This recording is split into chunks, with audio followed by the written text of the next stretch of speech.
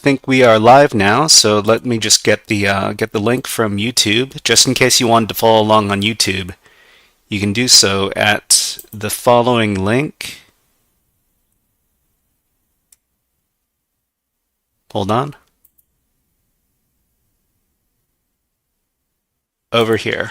Okay.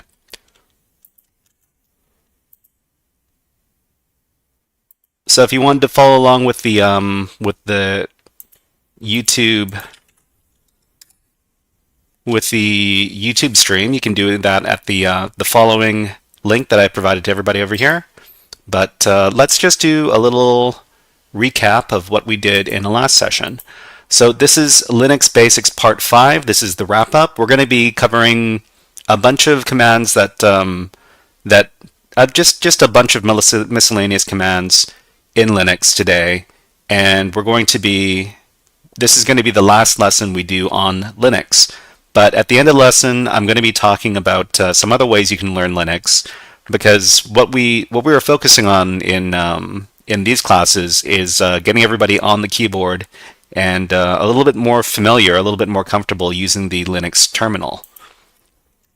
So this is the 5th Intro to Linux OS Operations workshop. In the previous workshop, we learned about the following Linux commands. So we learned about fun stuff like the help flag that can be used as part of any command to return a relatively brief explanation as to how to use the command. We learned to use the cp copy command, and it copies files from one directory to another. The first argument is the file to be copied, and the second argument is the directory the file is to be copied to. We learned how to use the move command. It's used in a similar fashion to the copy command, except that the original file will not remain in its original directory. This command is also used for modifying the names of files. So we learned a little bit about Linux file permissions. So when we list the files out in the list format, it's going to have these letters over here. And these letters are talking about which users have which permissions for this file. So the R stands for read permissions, the W stands for write permissions, and the X stands for execute permissions. So normal users on Linux don't need to worry too much about file permissions, because generally they're only working with their own files, and if they have to work with files that don't belong to them, they probably don't have permission to modify them. So we talked a little bit about, actually we didn't get to talk very much about this, but there are a bunch of common file directories inside of Linux. And for example, you might hear about some of these from time to time. And for example, this is the /etc directory where all the system files are stored. And let's see. I think the most important directory that we need to know about is the home directory. So the home directory is where our individual user account files are stored. So every user on the Linux system has a home directory, and it's inside the home directory that you can write and read your own files and keep all of your files there. So let's do a little bit of, we're going to be practicing a few more commands, and for that we're going to be using the JS Linux console over here. So if you're not already there, you can access it from this link over here. So just go over there, and in a few seconds you'll see that the Linux machine starts up. Remember that anytime you feel like your terminal is a little too full, you can always use the clear command. It's just clear and then press enter, and then it's going to bring you up to the top of your directory. All right, so the first command we're going to be talking about today is we're going to be talking about terminal text editors. So this is something we're going to need to be able to use if we want to do a bunch of stuff inside of Linux. Terminal text editors are how we write files. So we can put a bunch of different contents inside of files. We can read files inside of terminal text editors as well. So two commonly installed text editors on Linux systems are Nano and Vim. So we're going to be working with two different text editors today. There's Nano and Vim. Nano is the easier one to use. Vim is more difficult to use, but a lot of people like the features inside of this program. So Nano is the more straightforward and user-friendly of the two text editors, and this is an example of a Nano text editor window. So what we can do is we can very easily, inside of our JS Linux terminal over here, we can create a file using Nano. So the command is just Nano, and then space, and then the name of the file we want to create. So we can do nano test.txt, and that's going to start us into editing a file called test.txt. So just give the command nano space test.txt, hit enter,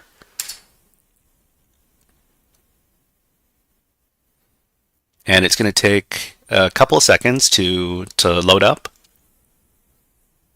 And then you're going to see the Nano text window over here. So let me make this a little smaller so you can see the whole window. Okay. So over here, you're going to see the cursor, and this is basically where you are in the text editor. Down here, we've got a bunch of keyboard shortcuts that we can use to do different commands. You don't need to worry about most of them. I'll be teaching you how to save your file and exit, and that's basically the only command you need to know at the start. Okay. So now that we've started our Nano text editor, we can start typing. We can type, and we can put this we can put whatever we want in the file. We can put whatever we want in this file. We can put them on different lines. We can type gibberish, just like that. Okay. And when we want to save the file, all we need to do is we can use the Control X keyboard shortcut. So down at the bottom, you'll see that there's this indicator over here. This caret character that looks kind of like an arrow pointing up. This is a stand-in for the Control key on your keyboard. So you do Control and X to exit. And when you do that, it's going to ask us if you want to save the modified buffer. That just means save the file. You can type Y for yes. And then it's going to ask you to input a file name. So we already have a file name here. So all we need to do is hit enter. And that's going to save the file. And then we've exited the Nano text editor. So we see that we created the test.txt file over here. If we read the file with the cat command, we see that whatever we typed into the Nano text editor is what was saved, just like this. Okay. So everybody, I want you to give this a try. Go into your Nano text editor and create a file. You can call it whatever you want, and if you're able to do so, and then exit out of the text editor, and then you're able to read the file, please let us know in the chat. Type something like, I nanoed it. I nanoed it. Smiley face. So I'll walk you through how to do it one more time. First of all, you do nano, and let's just call this one example.txt. And then hit enter. So the Nano text editor opens up, and then you can start typing.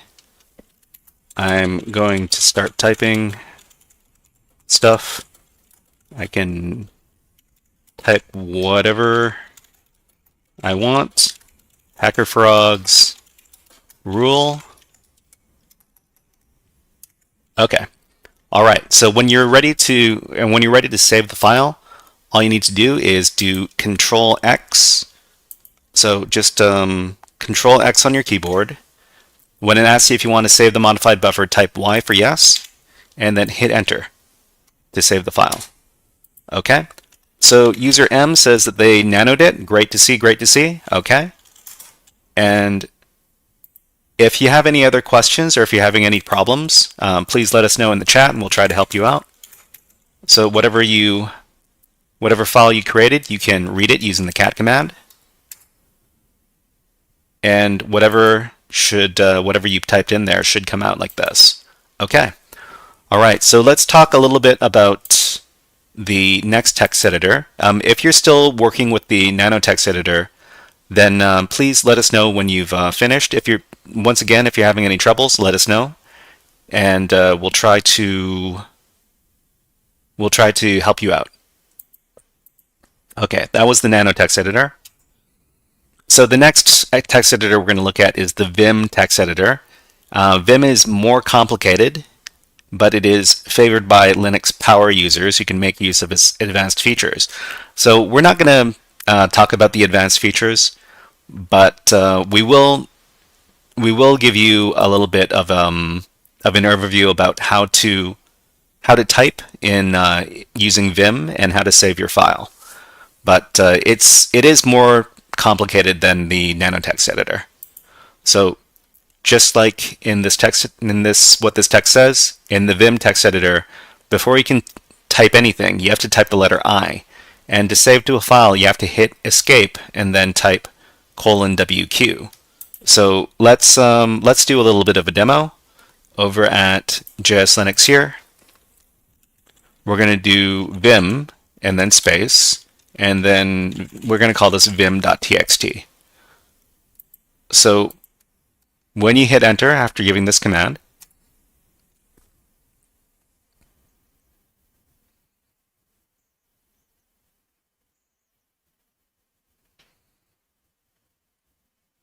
okay, so it doesn't give you very much indication, but you are in the Vim text editor. You'll see at the bottom here, is the name of whatever file name you provided to the editor. And you see that you can't actually start typing in here until you hit the letter I. So when you hit the letter I, that's going to enter insert mode in the Vim editor, and then you can start typing. So you can start typing, and I'm editing a file in Vim. It's a more complicated text editor. Okay. So after you've finished, you have to hit the escape key on your keyboard. So just click into the window, hit escape, and then you have to type :WQ. So you'll see the :WQ in the corner over here. And then after you type :WQ, hit enter. And then it brings you back. And then if you do clear and you take a look, you see that your file has been created over here. So if you were to read this, then you see whatever you typed into the Vim text editor. Okay? So give this a try. Vim is a little bit more complicated. If you're having trouble, please let us know in the chat. I want you to create a file using Vim and then read it. If you can do so, please type vim in the chat. So let's walk through that one more time. So to use Vim, you just type Vim and then space and then the name. I'm going to call this one Vim underscore again .txt. Okay, so we're in Vim. Before we can type, we have to hit the I key for insert, and then we can start typing. We can start typing in Vim after we hit the I key on the keyboard. Okay, and then we want to save this.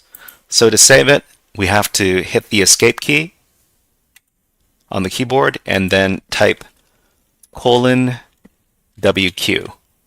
So you'll see the :WQ in the corner here. Hit enter, and that's going to save the file. Okay, so then we read the Vim again file,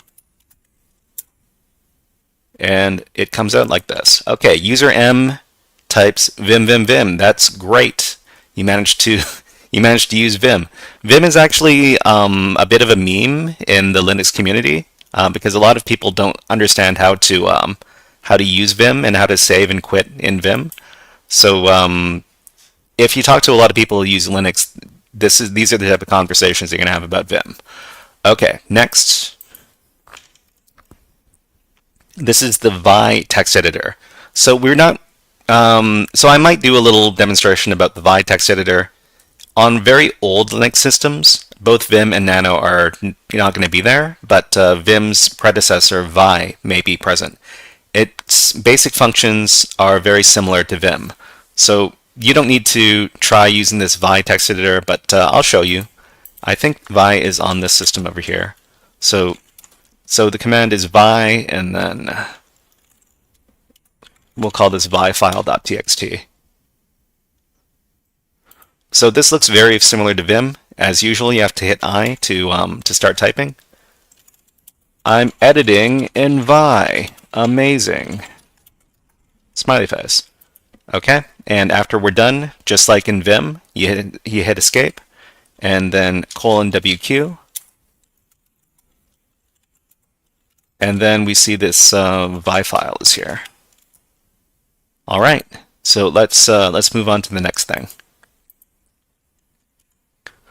So once again, I'll remind you that we can download files using wget. This is actually something we've been doing quite a bit when we solve our picoctf challenges. So you do wget, and then you paste in the address of the file that you want to download. So that's downloading files. Next is managing processes with the ps command. PS stands for process. One thing we have to understand is that ongoing programs that are running on Linux, they're called processes, and the current processes on the system can be retrieved using the ps command. So, oh, that's not the right one. This one. Okay. So let me make this a little bit bigger. Okay. So if you type ps on your console here, it's going to show you what processes are going on. So this sh is a command. So sh is actually the console that you're using. So the console itself is a command. It's called sh. There are other consoles like they're called bash or zsh, and there are a bunch of different ones. But these are basically the programs that let you type and type on the console. And you see this ps command is also running because this is the command we just ran over here. Each one of these programs is called a process, and each one has a process ID number. So if we want to get rid of these, we can use the kill command. So say that we did find space and then name, and we look for something that doesn't exist, like HackerFrogs, and we run this as a process in the background using this ampersand symbol. And it's assigned a PID of 189. If we do PS to see the processes, we see that the find command is running over here, and we can get rid of it with the kill command. So it's going to be kill and then the process ID number. So 189. Afterwards, we can look at the processes again, and we'll see that the process that was running the find command was terminated because we used the kill command on it. Okay. So yeah, we just talked about the kill command there. So checking if a program exists. So sometimes we want to find out if there's a certain program on the system. Not all systems are going to have the same software on them. So for example, if we want to find out if there's the Python program on our Linux machine, and actually we're going to be talking about Python programming next week. We're going to be starting our Python programming unit, and yeah, look forward to that. But if we want to look for any program, we can use the which command. So the which command can be used to check where a program is located. If there's no output, it's possible that the program is not installed. So for example, if we want to know the location of, here. Okay, let me clear off. If we want to know where the location of the ls command is, and the ls command is a program like any other program inside of Linux, and we can see that the ls command is located at the /bin/ is located at the /bin directory, and it's the ls file inside the /bin directory. And if we want to know where the wget command is, we can see that it is located at /bin/wget. So that's the which command. I guess that's kind of fitting because we're doing Halloween, and yep, witches are part of Halloween. All right, so installing new programs, I think I'm going to skip this one because I think normal users don't need to know about installing new programs. But if you wanted to know how to install new programs, what I would suggest is to go over to something like ChatGPT and ask, how do you install programs on a Linux system? And then it'll give you a tutorial on that. But here's something fun. So you can actually get networking information about your system by using the ifconfig command.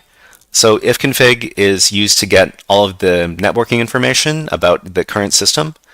And it's going to, so this is talking about computer networking. So it's going to get stuff like an IP address, and it's going to tell you the name of the interfaces you have on the system.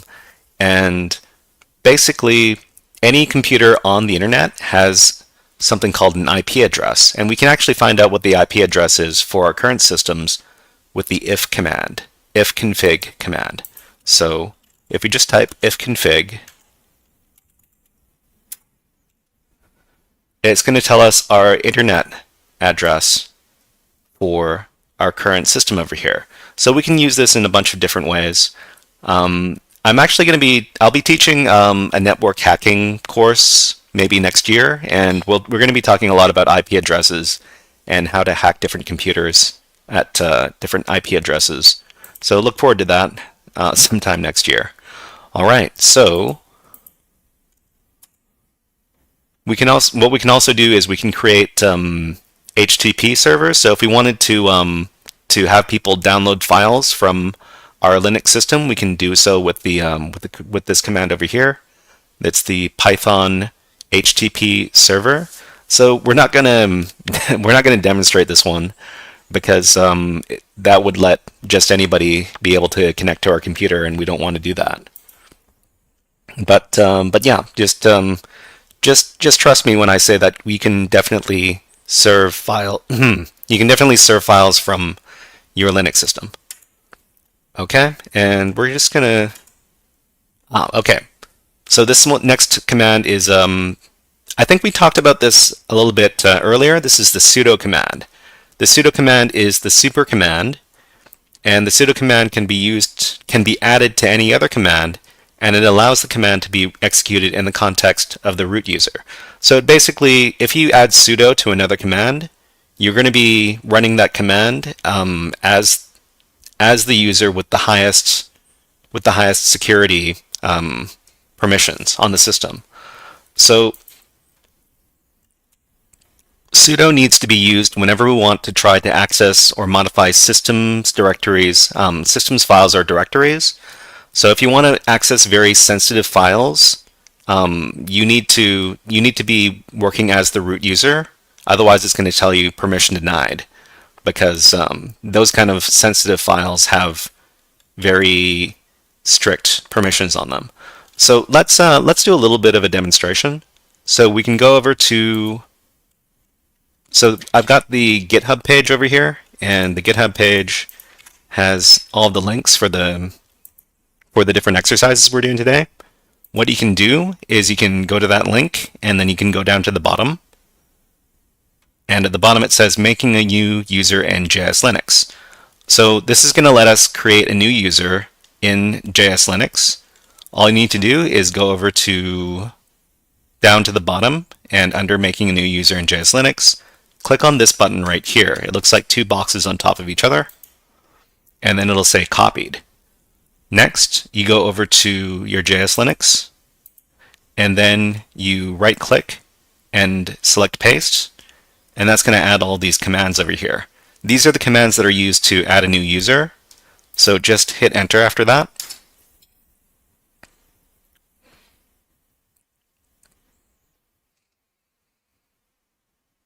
So after a few seconds, the prompt is going to come back, and you're going to see the blinking square again. So after that's done, you're going to be able to switch over to the HackerFrogs account. So the HackerFrogs user has been created with all of these commands over here. So you can just type switch user, su, space, HackerFrog. So after you do that,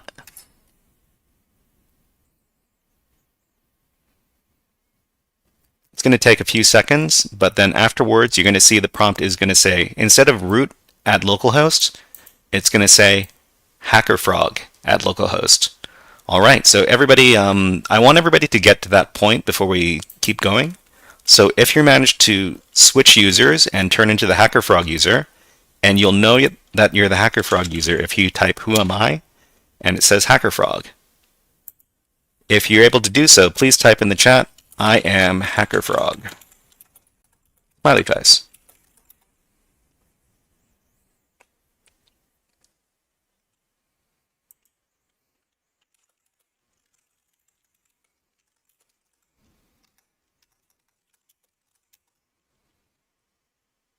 If you're having trouble, please let us know what kind of error messages you're seeing, and we'll try to help you out and get you unstuck. All right, so I see somebody is HackerFrog. User M is HackerFrog. That's great. Okay, so let's clear the console, and so I'm going to call attention to a couple of different files on typical Linux systems. The first one is the /etc/password file, and this has all of the user accounts on the system.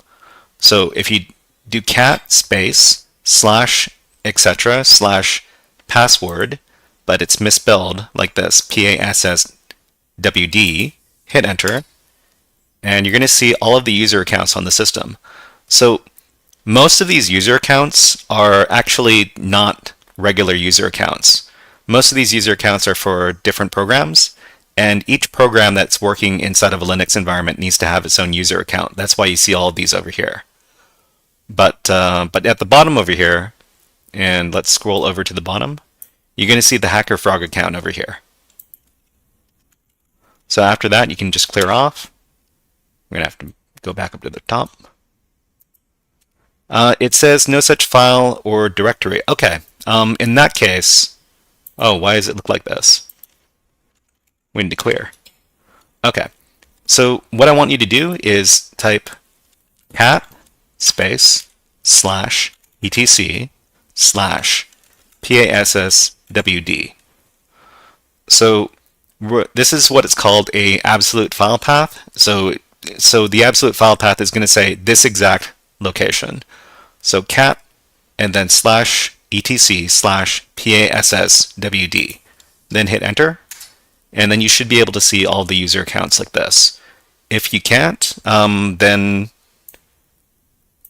it's probably because you didn't type the / before the etc. Okay. All right. Nice to see that it worked for you, user M. Okay. Let's go back up to the top.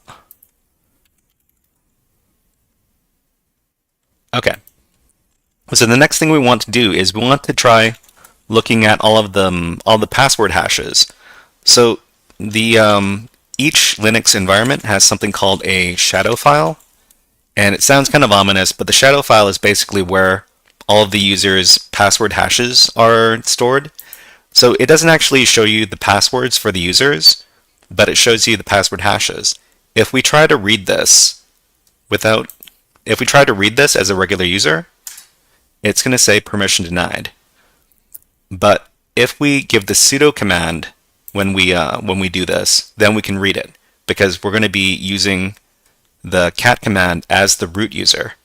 So you just type sudo space cat /etc/shadow. Hit enter, And then it's going to say, we trust that you received blah, blah, blah, this lecture. So when you use the sudo command, you have to remember that if you're using the sudo command, that means that you can modify sensitive system files. So that's why there's all this messaging over here. We need to type in the password for HackerFrog, and the HackerFrog password is frogpass. So I'll type it in chat for everybody. Frog, P-A-S-S, just like this. So type in the password, frogpass, and then it'll let you read the shadow file. So the shadow file has, oh geez, this is kind of messy. Okay, it has the password hashes for the users. So if you're able to get access to a user's password hash, you could potentially try to crack the password using special software and then find out what the password is for this specific user. So for example, the root user has this password hash over here, and the HackerFrog user has this password hash over here.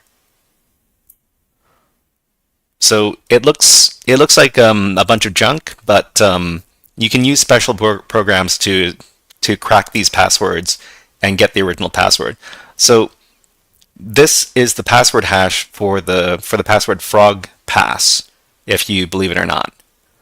Okay, so just keep in mind. So this was all to illustrate that.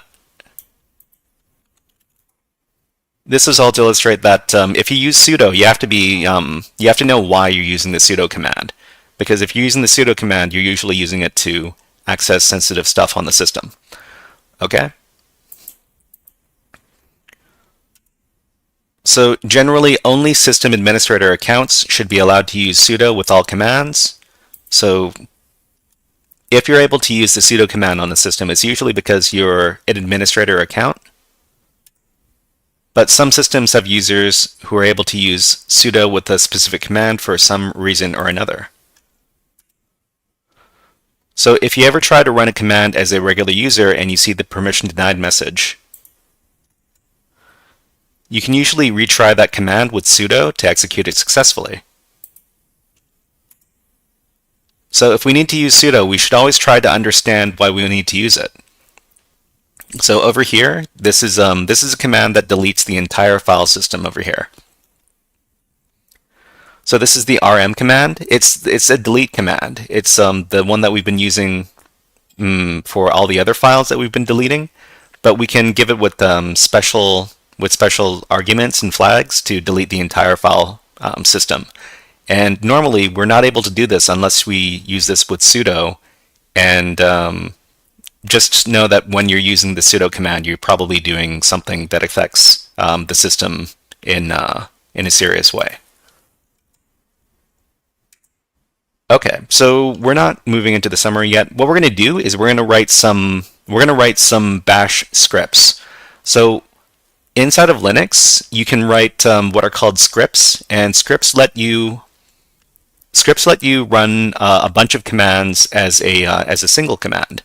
So what we're going to do is we're going to go back to our JS Linux, and we're going to start writing some scripts to solve some challenges. So over at picoctf, there's the big zip challenge, and I think we've done this before. I think we've done this big zip challenge before, but we're going to be solving this challenge, but this time we're going to be using a script to solve the challenge for us. So first of all, I want you to open up your web shell in picoctf. So please log into picoctf, and then after you've logged into picoctf, click on the web shell over here. So first of all, you need to click on practice, and then after you click on practice, scroll down and click on the web shell button over here. So after you've clicked on the web shell button, you're going to see this stuff pop up. I want you to click on this button. That is going to pop out the web shell terminal in a different web browser tab. And if it doesn't work the first time, you can always you can always close the web shell window and then go back to this window. You can try again. It might take 2 or 3 times depending on how responsive the website is. But after you're done, you're going to see that you're in the picoctf web shell. And if you're able to open up your web shell, please let us know in the chat by typing in the chat web shell up. Okay, user M is very quick. Web shell is already up. That's great. Okay, so if you're having trouble, once again, please let us know in the chat, and we'll try to get you unstuck. All right, so from here, we're going to go over to the Big Zip challenge. So let me get the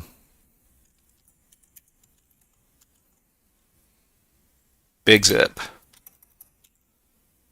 Here it is. Okay, so please go over to this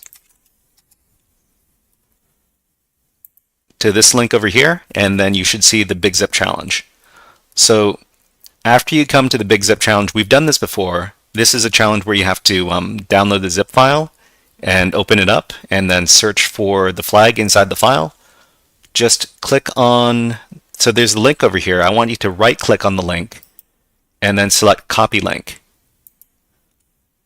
Actually, wait, you don't need to do that because we're going to do that. We're going to do that inside of the our script.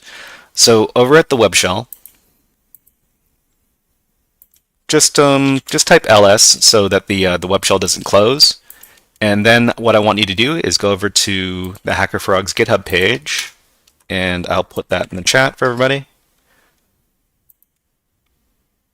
Just go up to this section over here. It says bash script.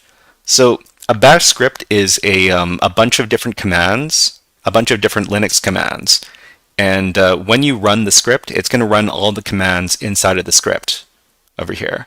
So what I want you to do is go down to bash script, and then at the far end, there's this box right here, which is going to copy all of the all these commands. So just click on that, and then after it's copied, go over to the web shell, and in the web shell, I want you to type nano big _zip .sh. So all of the bash script files usually have this file extension over here, .sh. So nano space big _zip .sh, hit enter. And then we're going to enter our nano text editor. This is the nano text editor in the web shell. So after you've entered the text editor, just right-click and select paste. And all of the commands from the other page, the GitHub page over here, should appear. So before we save this file, let's take a look at what these commands are.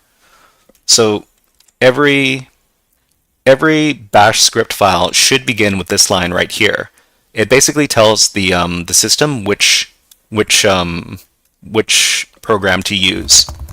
Thank you very much for following on Twitch. Alawal.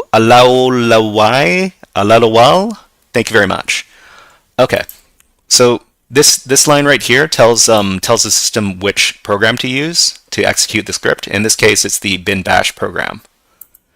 And the first command we see here is to make a directory called BigZip. So after that, it's going to do cd BigZip, enter the directory, and then it's going to do wget and download the file associated with this challenge. Next, it's going to unzip the file, and then it's going to run the grep command. And you remember the grep command looks inside of a file or a directory and looks for a specific pattern. Remember, we're looking for the picoctf flag, so we look for the pico pattern. So this grep command is going to do that. Then it backs out of the BigZip directory, and then it removes the directory BigZip. So this script over here does the entire challenge and gets you the flag, and then it deletes all the stuff that it unzipped afterwards. So So this is pretty convenient. We can just do Control X, and that's going to save the file. It's going to ask you if you want to save the modified buffer, type Y for yes, and then hit enter to confirm the file name. Okay? After that, we see that the big_zip.sh file is in here, but it actually doesn't have execute permissions. So you'll see here that BigZip doesn't have the X in the permissions over here, but if we want to run the script, it has to have the execute permissions. We're going to do change mode, and we're going to grant the file execute permissions like this. Change mode, chmod plus space plus X, and then the name of the file. Just like this. So after we do that, we see here that the file has changed color, and we also see that it has execute permissions, X's over here. So to run the file, does anybody remember how to run a file inside the current directory? If you don't remember, that's okay, but if you do remember, let us know how to do it in the chat.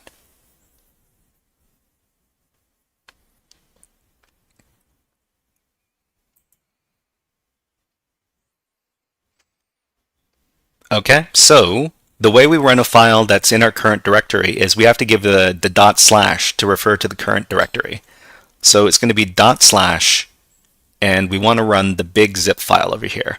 So when we run the big zip file, it's going to run all the commands inside the script file there. So /big_zip.sh. So when we run the command, it's going to download the challenge file, it's going to unzip it, it's going to grep for the flag, and afterwards it's going to delete all of the unzipped files. So just hit enter, and we see it's working over here. Download the file, it's unzipping all the contents, it looks for the flag, and then it stops. So this is the flag over here. We can copy this if we want to complete the challenge again. But if we take a look at our current directory, then we're not going to see the big zip directory, and we're not going to see the zip file, because that's been deleted, because that was the last command in the bigzip.sh script. So if we cat out the bigzip.sh script, we see that there are these commands over here. So if there's any questions you have about the way these bash scripts work, please let us know in the chat. But otherwise, we're going to do one more script just to show how we can use scripts, and then we're going to finish out the session, okay? All right, so we're going to write another script, and this one is going to tell us about the our current environment. Well, not the we're not talking about save the Earth. We're talking about the Linux environment. So let's go over to the HackerFrogs GitHub page over here for this session. One more time. And there's going to be something called a system enumeration script. So this is basically going to tell us about the current system that we're on. Okay? And so what I want you to do is just under system enumeration script, click on the two squares over here, and then go over to the web shell. In the web shell, we're going to do nano, and we're going to call this one sys_enum.sh, because it's a system enumeration script. So just hit enter after that, and in the nano text editor, paste in the code. So right click, select paste. Okay. So before we save this and before we run the script, let's take a look at what it's doing. So this is a new concept we're introducing over here. Basically, these are called backticks. These symbols right here. The backtick is the key that is usually at the upper left corner of the keyboard, just underneath the escape key. And these are going to give a special command to the Linux system, and it's going to give you the result that comes back from the whoami command. So it's basically going to give you the output of the whoami command in this line of echo over here. It's going to echo your username is your username, and then it's going to ask about the name of the computer, which you get from the host name command over here. So the name of this host, and when we're talking about hosts, when you're talking about computers, it's basically a host is a computer. A computer is the computer that a host is the computer that you're using right now. And the last message over here, it's going to echo out. These are the users on the system with shell login. So these are the users that can use a shell, use a terminal to log into the system. And then it's going to read the etc password file, but it's only going to get the results that don't have no login. So grep can be used in this case to not return anything with the specific pattern. So grep with the -v is going to not show anything that has this pattern, no login. Okay? So let's try running this script. It's going to be Control X. It's going to ask us if you want to save. Press Y for yes, and then press Enter to confirm. We've got our systemenum.sh script, but we need to make it executable. So does anybody remember which command we used to make a file executable? It starts with C. Do you remember the name of the command? So the command is chmod. So for change mode, we want to give the systemenum.sh script executable permissions. So we just do chmod space +x and then systemenum.sh, just like this. Hit enter, and you should see that the file is now green and there's some X's over here under the permissions. That means it's executable. So let's execute the script. So just do you remember how to execute a file in the current directory? We have to do is very specific. We have to give some symbols before we run the script. So it's going to be /. // means yes, that's correct. User M is correct. So we have to use // to indicate the current directory, and then we have to give the name of the file we want to execute. Remember that executing a file is not the same as opening a file. It's not the same as reading a file. So reading a file and executing a file are different operations. One lets it see what's inside the file, and one is actually going to execute the code inside the file. So to execute this file, we do sys_enum.sh, and then it tells us our information. So it says your username is this. The name of this host is WebShell. These are the users on the system with shell login. So we actually can't see the other systems on the on the picoctf system, but that's fine. But yeah, we've got the root user, we've got the sync user, and I don't know what this sync program does. And then we have our own user over here, and it tells us what our home directories are, and it tells us what kind of shell that we use. Most people, the regular shell that people use in Linux is called bin bash. It's in the bin directory. It's the bash program. Okay.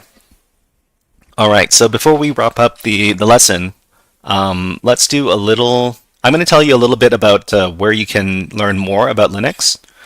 So what we learned about in this course over the last five sessions or so has only been kind of a crash course about how to use the Linux terminal. But there's another program another course that I can recommend, and it's this one over here.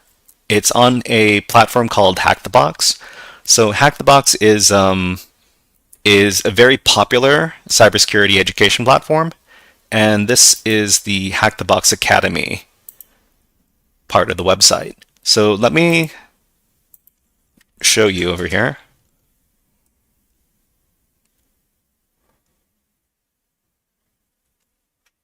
And I'll provide the link to everybody in chat if you want to take a look. This is taking a little bit to come back.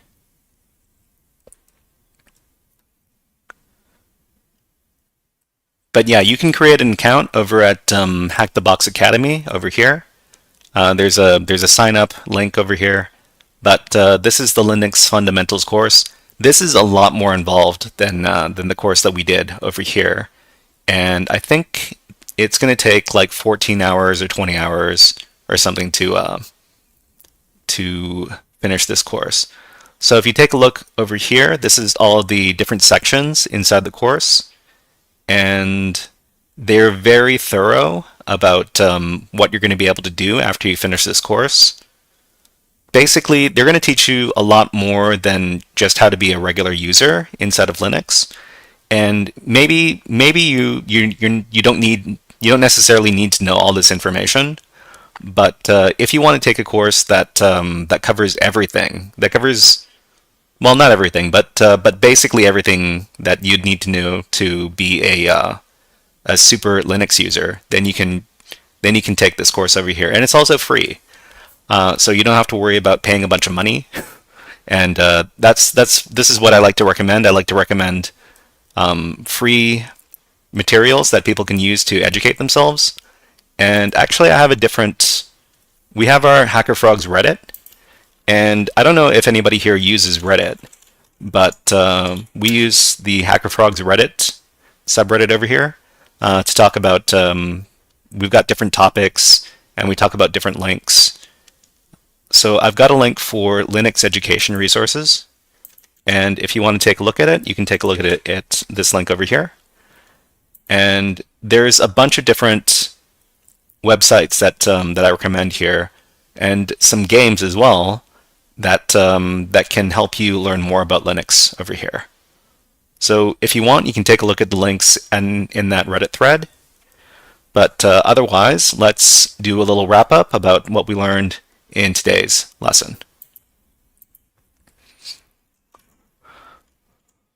So we learned about terminal text editors, which are used for word processing in CLI environments. So terminal text editors are the original text editors before we had what was it, Microsoft Office, Microsoft Word. There were these terminal text editors, and they're very convenient when you just want to do some quick text editing inside of a Linux system. So two commonly installed text editors on Linux systems are Nano and Vim. So managing processes, we can use the ps command to see all the different processes on the system.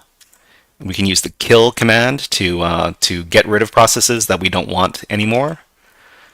We can use the ifconfig command to look up our system's networking configuration information.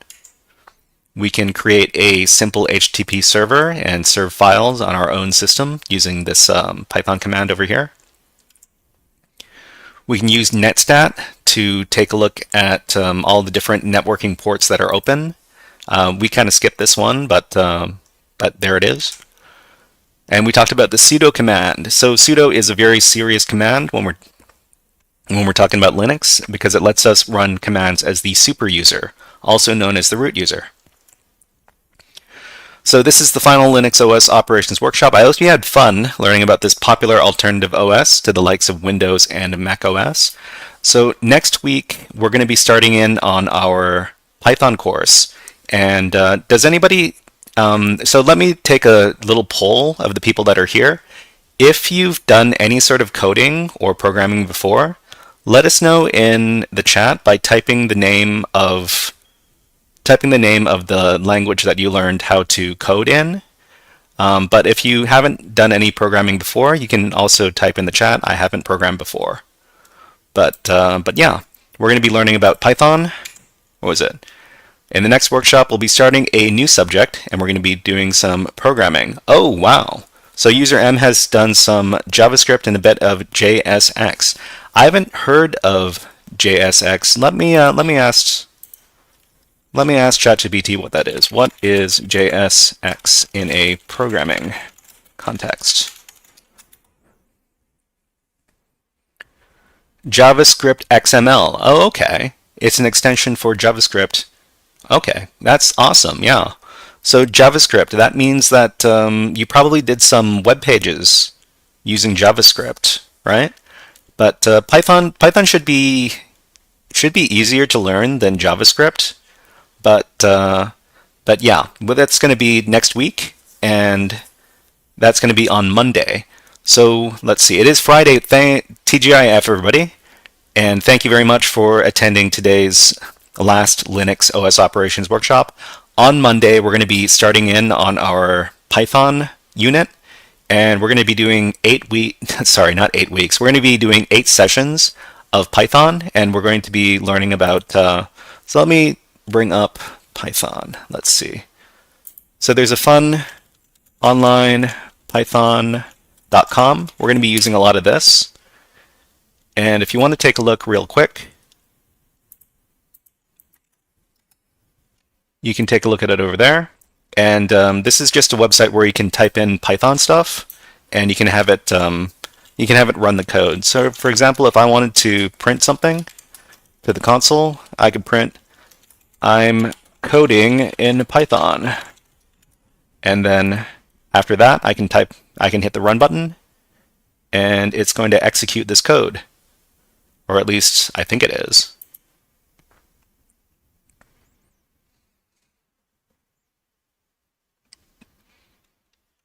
Anyways, okay, so for everybody, oh, Devil Dog. Devil Dog is here. That's great. That's great. Nice to see you, Devil Dog from YouTube. And Maria on YouTube also says thanks. Thank you very much.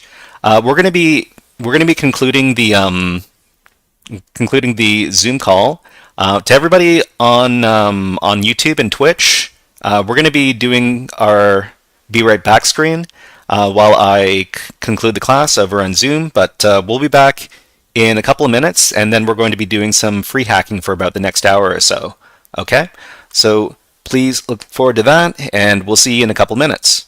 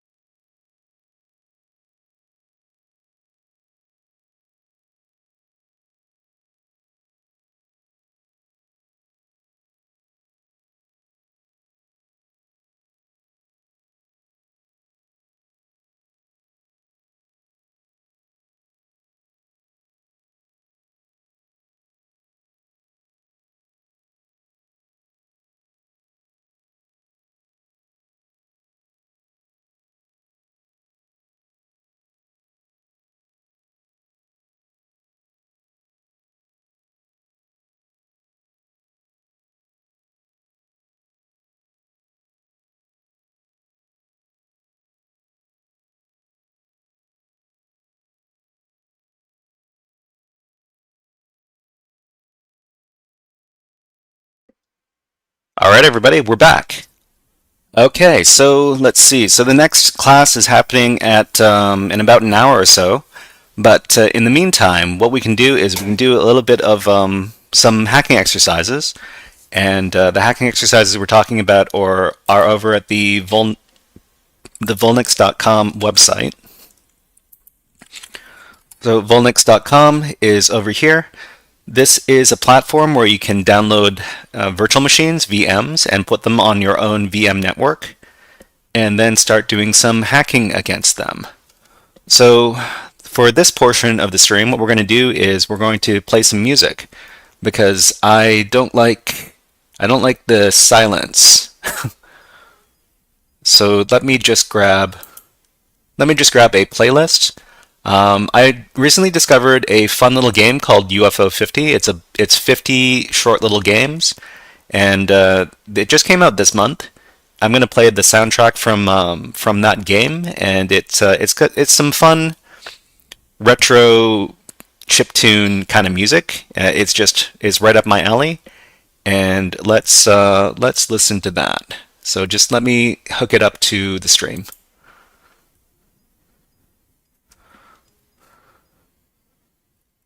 So let's see. Gonna hook it up.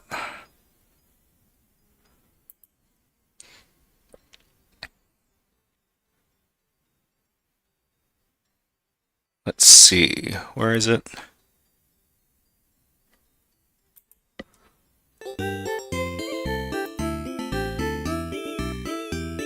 Okay, you should be able to hear the music. If the music's too loud, please let me know. Or if the music's too, not loud enough, let me know as well. But it's plenty loud for me right now. Let me turn it down a little bit.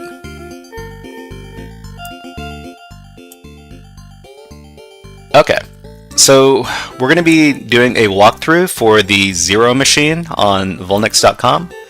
And Volnix.com has a bunch of different challenges. And we're going to be taking a look at the Zero machine, which is machine number 19 over here. So, if you wanted to participate yourself, what you could do is you could, well, first of all, you need access to some virtual machines. So you could use something like Kali Linux. And if you haven't used Kali Linux before, I have a guide for how to install Kali Linux on your system by over here on the Shy Hat page, YouTube page. Let's see, Kali Linux. Installing VirtualBox and creating a Kali Linux virtual machine. It's over here. Let me copy that link for everybody.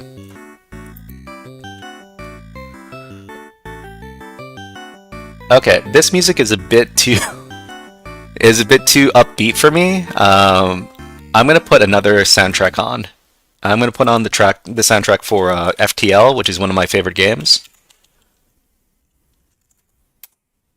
It has some of the best chiptune music out there. So let me play that.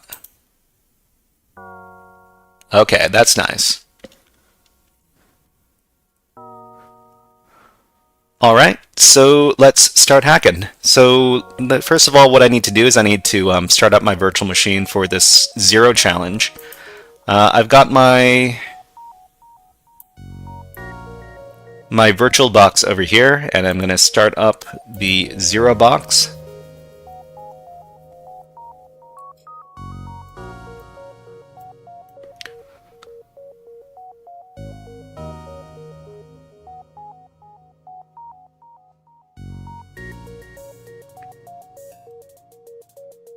Okay, so we see here that the Volnix box has started over here on the on my network, and we also see that it is at the IP address 10.0.2.29. So this is the IP address I'm going to be using when I hack against it. So we're just going to keep that in mind. So my Kali Linux box that I'm working off of right now and the Zero challenge box is on the same network. I'm just going to create a few tabs to do my testing.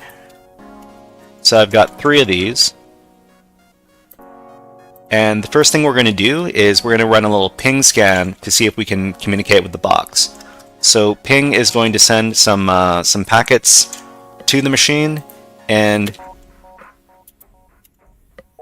if it is connected on the network and we're able to communicate with it, it'll send some ping packets back. So we get 4 ping packets back from the machine. That means that we can communicate with it. So the first thing we'd like to do is we like to use the nmap program to map out what networking ports are available, are open on the target. So let's run nmap, and we're going to run it with I like to run it in rounds. The first round I like to do with nmap is to scan which ports are open on a target, and this is the .29 target. Okay, so nmap in this case is run with very verbose -vv. That means that we're going to get output right away when we run the command. Next is the -p-, which returns all ports. So we're going to scan all 65,000 ports on the system. And the next one is -t4, which is scanning with 4 threads. It's one below the maximum speed for nmap, but it's a good speed to scan at because it doesn't result in any false positives or anything, and that's a good thing.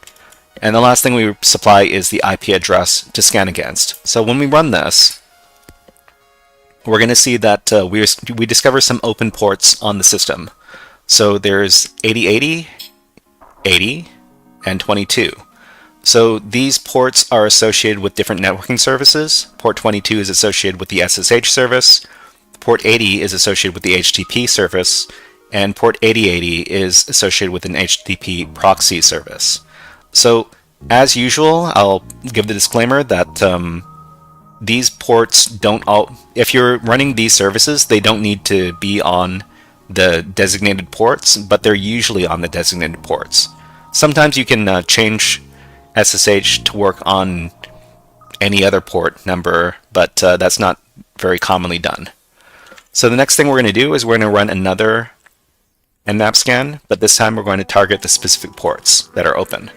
So we're going to do port 22, we're going to do port 80, we're going to do port 80, 8080, and then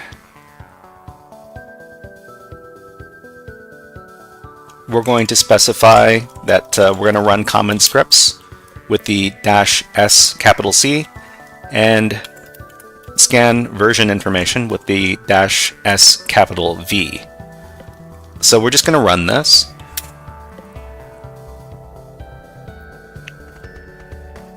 If anybody has any questions about what we're doing or about anything in general about cybersecurity, please let us know in the chat. We're here to answer everybody's questions and have a dialogue if possible. But let's take a look at the results from the scan. So we see that nmap has reported that this is the service SSH, and it's reporting this version of the Open SSH program. So 8.4P1. This is a relatively recent version of OpenSSH, which means that there's probably no exploits available for this particular version. SSH is generally not a port where you can do too much hacking against it, unless the version of SSH is very old. So next we see port 80, and this is running in an Apache server. Apache is a type of web server software, and in this case, it's reporting that it's this version of the software, 2.4.56, and Debian. Debian is a type of Linux. So if we see this, we can assume that the web server is running some sort of Linux system here. So we've got our supported methods for the web server: get, head, post, and options. And we also see here that there is a PHP CLI server 5.5. It says it's running PHP 8.1.0 dev. So PHP is a web app web app coding language. And there's a lot of on the internet, there's a lot of web pages out there that are coded in PHP. It's a very popular web page programming language, or coding scripting language. All right. So now that we've discovered these 3 ports, we can do some additional scanning against them. So let's see. Let me take a look at my notes. So the first thing we can do, now that we say that there are web servers, there's port 80 and port 8080, is we can run some vulnerability scanners. So the Nikto web app vulnerability scanner is a very old but in my opinion very useful web app vulnerability scanner that can be used to scan web apps, and if they have any common vulnerabilities, you'll be able to find them using this this Nikto program. So we run this. Okay, so it tells us the type of PHP software being used, 8.1.0 dev. So this seems kind of unusual to see that that they've stuck on the developer tag on this particular version of PHP. So we might want to investigate this. So what we can do is we can look for exploits for this particular version of PHP. So if we wanted to look for them on Kali Linux, we can use the command searchsploit. So searchsploit is a big database of known exploits. What we do with searchsploit is we provide the name of the technology we want to search for and the version number. So I'm going to do searchsploit on PHP 8.1.0-dev and see if there's an exploit for this particular version of PHP.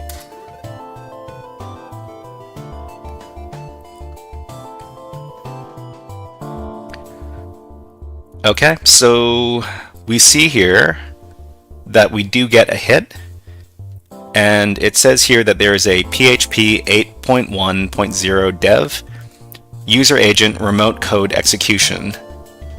So this is an exploit, and remote code execution means that we can run code on the system from remotely, which means that we don't have to be running it from the same system. So I think in this case it's referencing the user agent header in HTTP. So what we can do, now that we know that this kind of exploit script exists, is we can try copying it over to our directory and we can look at it further. So I'm going to go over to the temporary directory here, and then I'm going to try copying this exploit script to the current directory. So this is the number of the exploit from searchsploit. So we're going to run another searchsploit command to copy the script over to our current directory. So it's searchsploit-m. I think M stands for mirror, and it's going to copy this exploit file over to our current directory. Okay, so what does it say? It says that it's a remote code execution exploit, and this is a Python script, and we can actually look this up on the exploitdb website over at this link over here. Okay, so clear this off.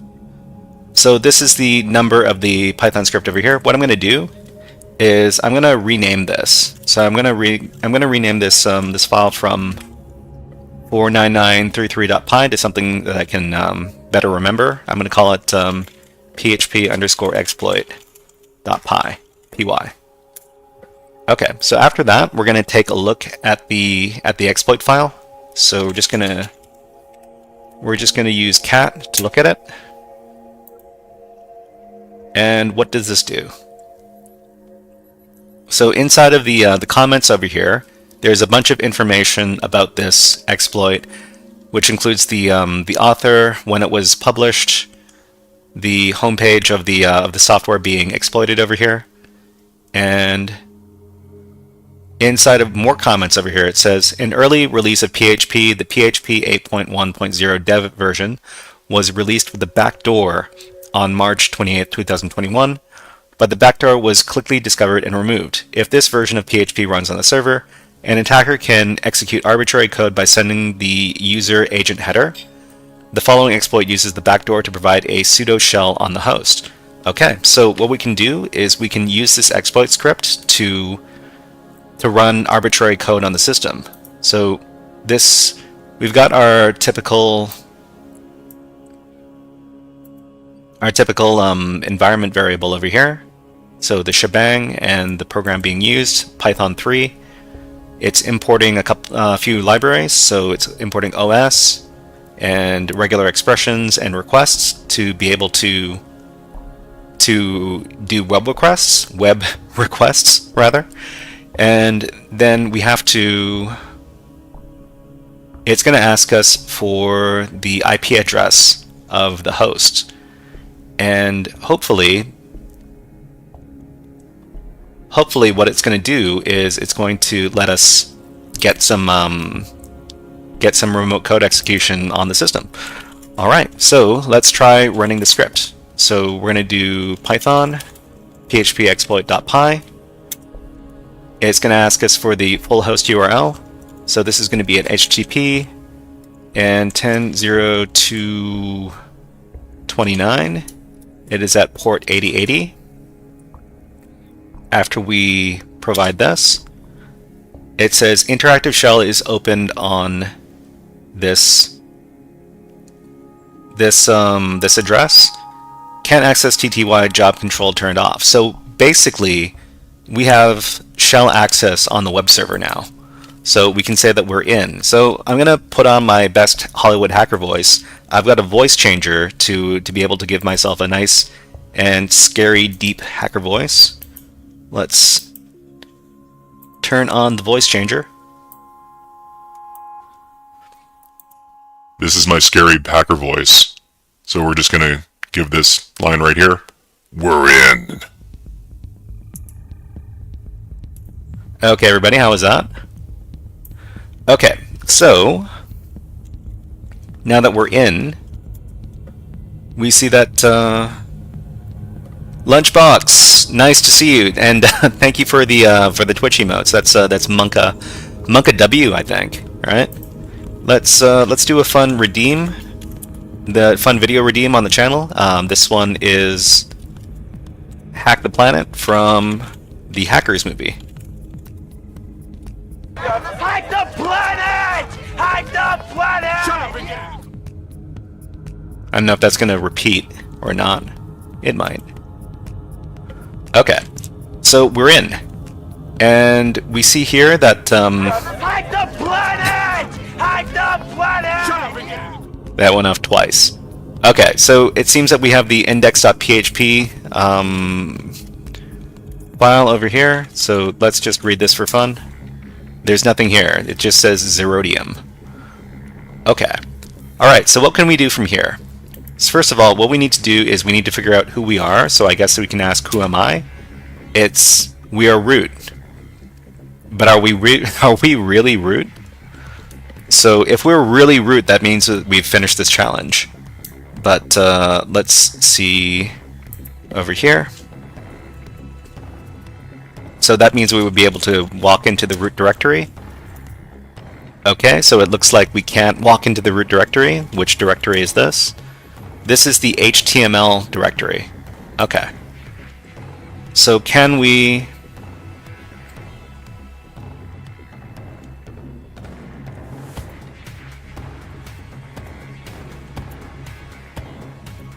So it looks like we can't enter any other directories. So all we can do is so let's look at what's in the root directory. We can't look at what's in the root directory either.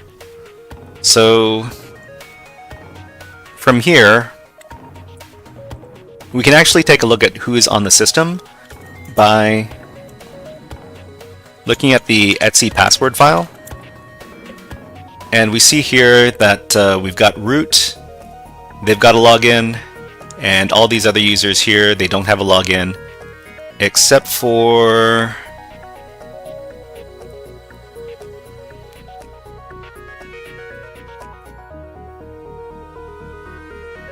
Nobody... It looks like there are no other users on the system aside from root. But we can take a look at what's inside the home directory.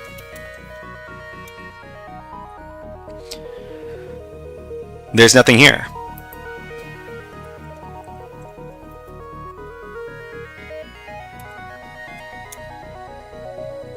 Index.php.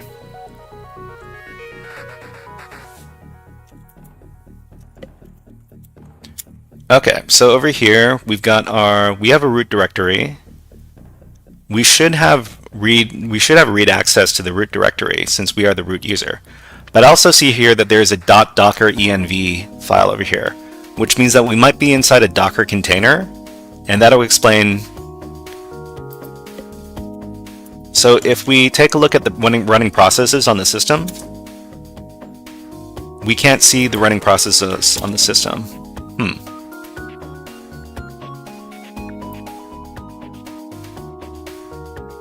And is there a home directory? There is a home directory. So let's take a look at the home directory.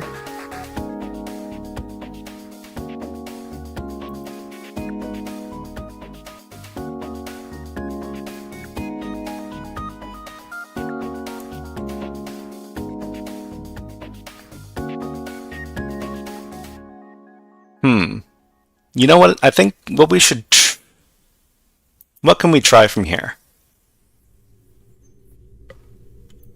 So what are some of the other directories? What are some of the other directories we can take a look at?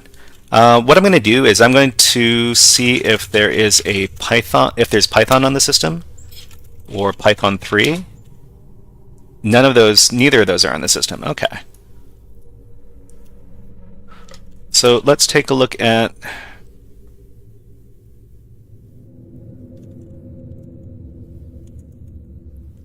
the var www directory. There's nothing there. Wait, that's cd. We want to do ls. ls on var www. There's the HTML directory. Sure. Okay. And let's take a look at var HTML index.php. Okay, so I think what we want to do is we want to do a Docker escape, potentially.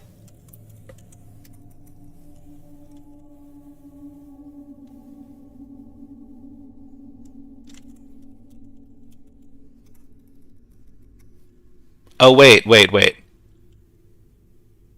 Let me take a look at the running process. We tried to look at the running processes on the system. Maybe if we get like a regular reverse shell on the system first. So what we can do is go over here and we can set up a netcat listener at port 443, and then we can try to get more shell access rather, on this port. So that means we're going to have to look up how to do a reverse shell and cheat sheet. I like to use this article from Pentest Monkey over here. And usually this netcat reverse shell works on a bunch of different systems, so I'm going to try this one out right here. So this one takes advantage of named pipes in Linux in order to get its work done. I'm going to go over to one of my other Kali Linux terminals and start crafting this. So what we need to do is we need to supply a networking port that we're listening on, and we also need to provide the address for the attacking system. So the attacking system in my case is 10.0.2.22. Okay, so let's try running this from our exploit shell.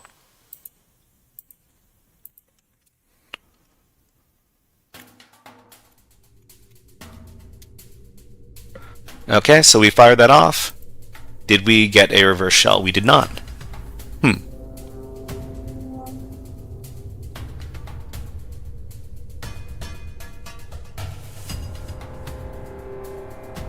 Okay, so what is the situation here? So we have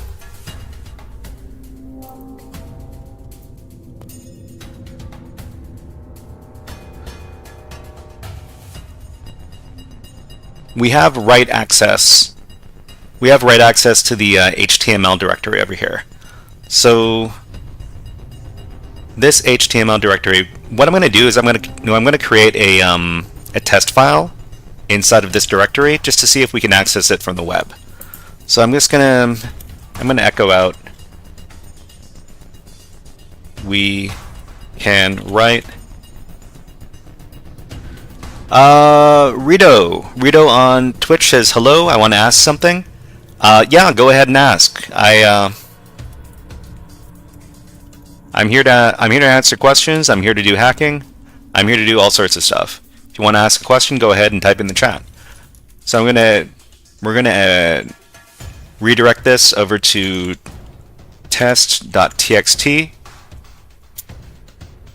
It says syntax error, unexpected identifier. Oh, wait, did that go through?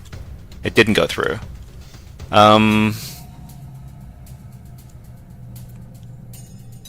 System error nfplat.dll not found. Is that something that happened on your own system? We're going to touch test.txt and see if it exists. So okay, so this exists now, test.txt. Let's see if we can access this on the web. So over here, we're going to go over to HTTP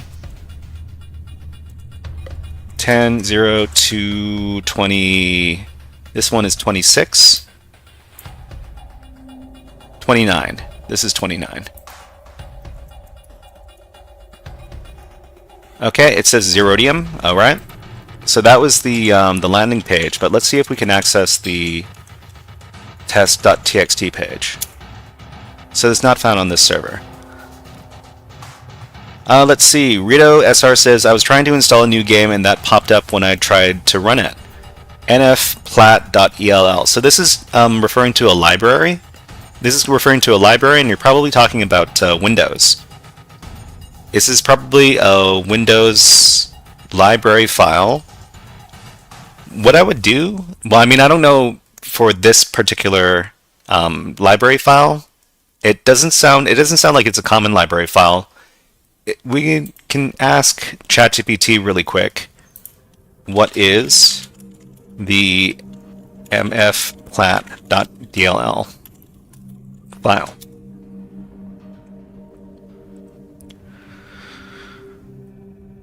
Okay, so it's a platform for key points about this library over here. It's part of Media Foundation. Sure. Okay, so from here we could probably ask, how do I install this library file on my Windows system?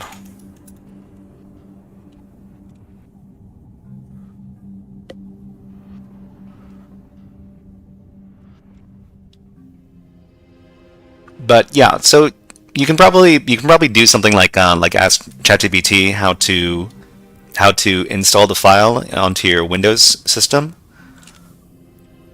But other than that, you can do some Googling around. These days it's pretty. You can get some pretty good answers from ChatGPT. I don't know about this particular library file in particular, and anytime I have to do any kind of mucking around with library files in Windows, I usually just do a lot of Google searching and ChatGPT these days. Lunchbox says, check your windows.old folder and see if it's there, if you recently reformatted or upgraded. That's some good advice. You can give that a try as well. Windows.old. Windows.old, let's see. So I'm working off of a Linux system right now, so I can't demonstrate to you where that is. But you can also just try following the instructions over here, which are talking about downloading the this feature pack from the Microsoft website. So just go over to ChatGPT and start asking these kind of questions over here.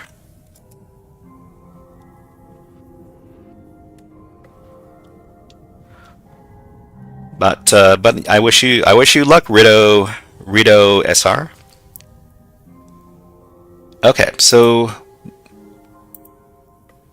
it's not at the regular web server. I think it's going to be at the web server on port 8080. So what we need to do is we need to specify the port by giving a colon and then the number of the port, and we're able to access it from here. Okay. So that means we could potentially put a PHP reverse shell on the system by having it download from our system.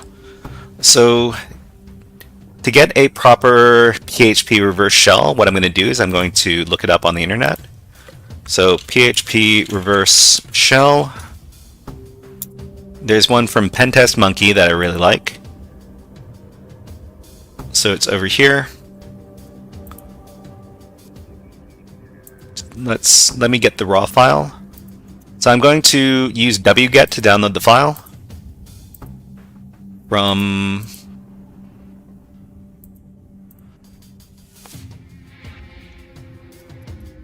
just going to go into my temp directory first, and I'm going to download the PHP reverse shell. Okay. So the reverse shell is here. I need to edit it using nano. And then I need to edit a couple of variables over here. So the variables I need to change for this reverse shell file is the IP address. So I'm going to use my attacker machine IP address, 10.02.22, and the port I'm going to provide is 443. Okay, so after that, we're going to save this, and then we're going to host a HTTP server in this current directory. So we're just going to do that with Python. So Python HTTP server on port 80, and now I'm serving the files in the current directory up to the internet. So that means we can go over to our Zerodium shell here, and we can use wget to download the file from our attacker machine. Reverse shell.php. Okay. So hopefully that downloaded the file. Did it not? Wait, is it still working? Oh, I misspelled it. P reverse. Okay, let me not make spelling mistakes. PHP reverse shell.php. Okay. So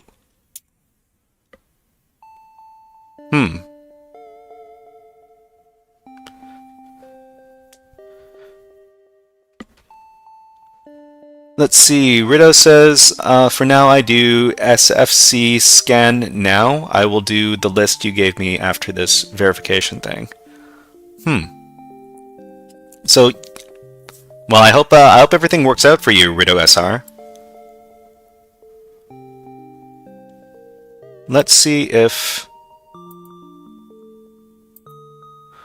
So it looks like the file was not accessed on this port.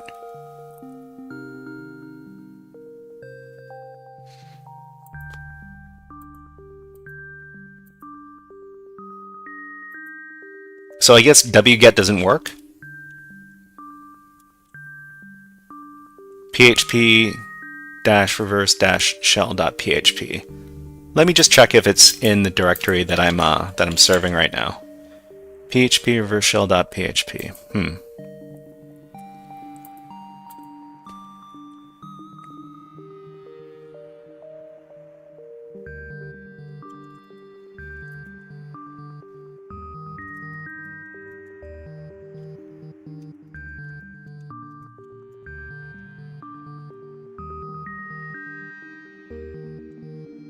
Okay, so how do we do...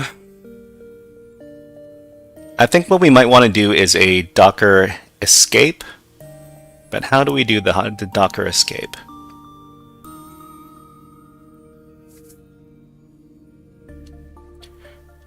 What I'm going to do is I'm going to look this up on my favorite hacking website, which is HackTricks. HackTricks, book.hacktricks.xyz.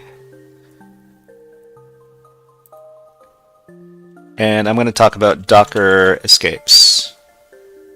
Docker breakout, or Docker privileged. Docker breakout / privilege escalation, okay.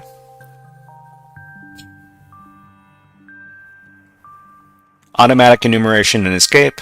linps can also enumerate containers. Okay, if somehow you find that the Docker socket is mounted inside the Docker container, you'll be able to escape from it. This usually happens in Docker containers that for some reason need to connect to Docker daemon to perform actions. In this case, you can use regular Docker commands to communicate with the Docker daemon. Okay, so let's see, list images, get full access.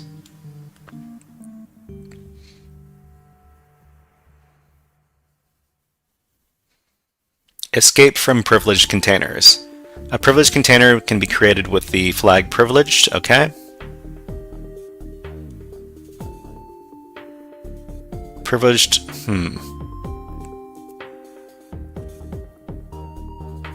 Docker run privileged.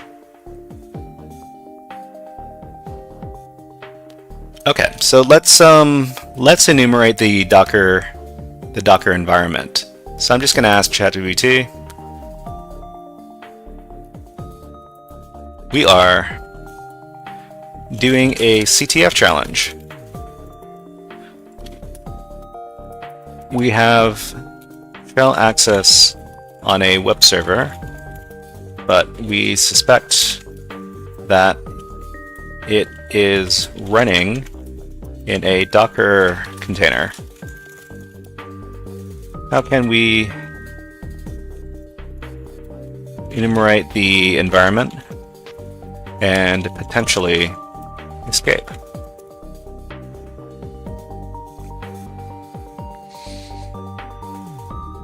Okay, so check if you're in a Docker container. Run the following commands to check for signs that you're in a Docker container. Okay, so let's get the processes and grep for the Docker. Didn't return anything. If you see any, you can also check for specific files and directories used by Docker. Looking for, right. So we do see the .docker env file over here.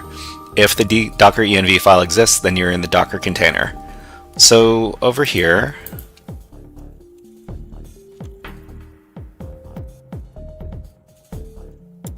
we see that the docker env file exists in the top level directory, which means that we're probably in a Docker container. Okay, so enumerate the environment, get the environment variables. Let's try that.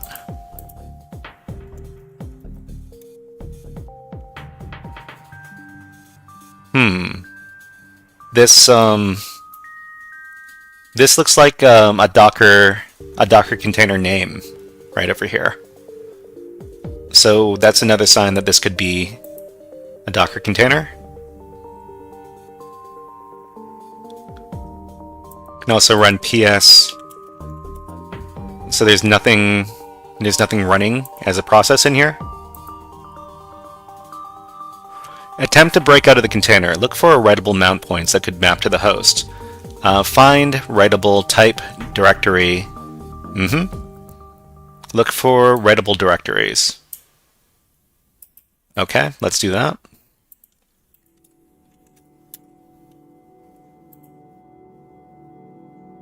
There are all sorts of writable directories in here.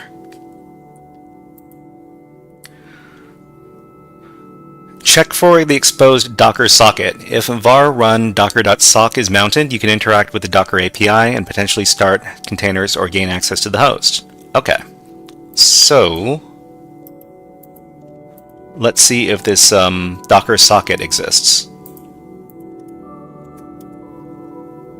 Okay, we don't see it.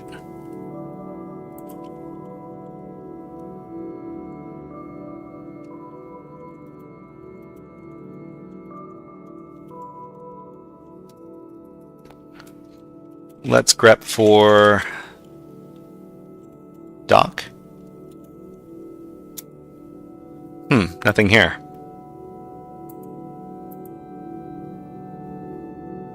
Look for capabilities. Docker containers may run with additional Linux capabilities that can be exploited. Let's see if there are some.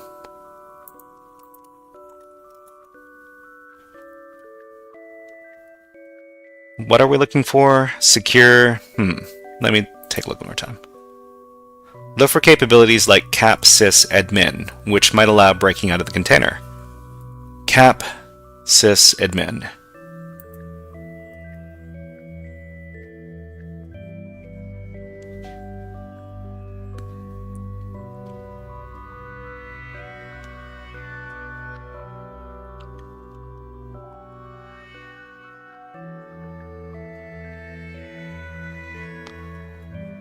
I see cap sys chr root, but no cap sys admin. Okay. All right, so we've got about 10 minutes to solve this thing. Let's see if we can do that.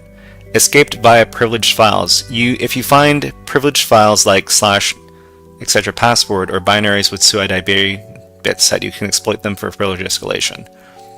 So / etc. password. Wait, we are running in the Docker container as the root user.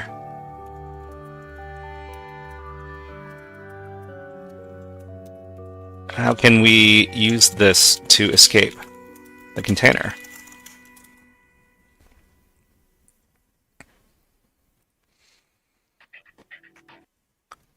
Okay, check for privileged mode. So access host devices, look for, if you see host devices like /dev/sda or /mem, you might be able to interact with them to compromise the host. So let's take a look in the device directory.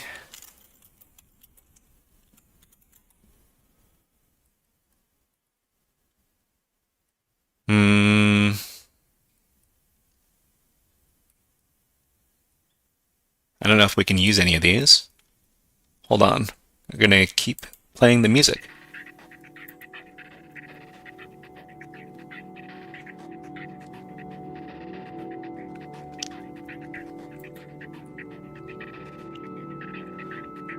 Mount the host file system. If the container is privileged, you can attempt to mount the host root file system. Make dir mount hosts, mount sda1, mount hosts. Okay. Alright, so I think we should be able to do this. So we're going to make a directory inside of the mount directory.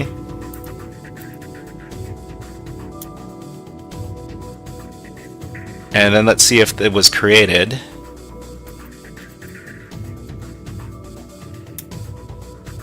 Okay, so that directory was created. So let's try mounting the file system, just like this.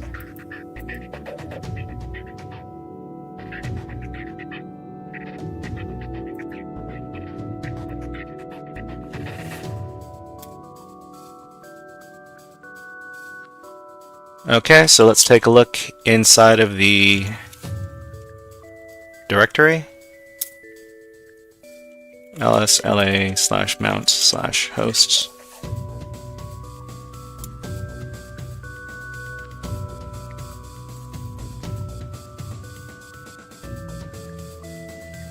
So nothing's in here.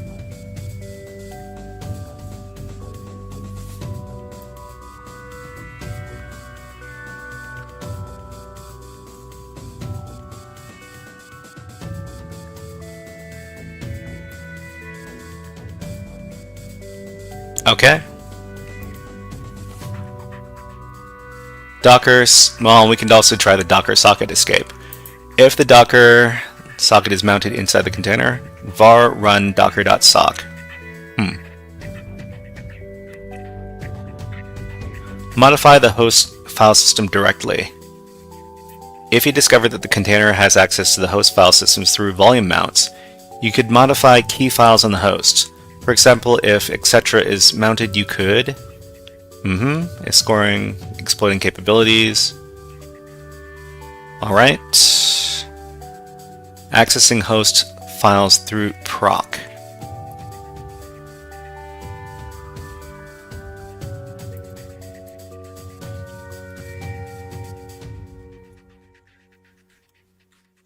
Let's see.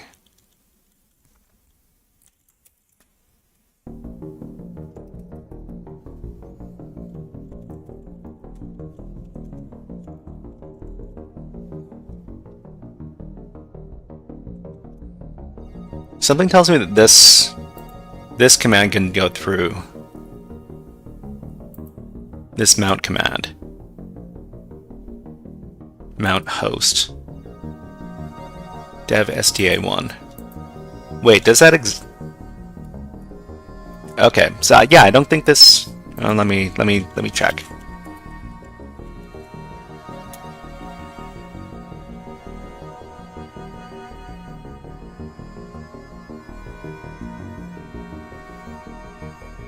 I think it might be this one right here, 0.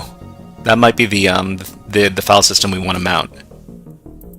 So let's try mounting the 0.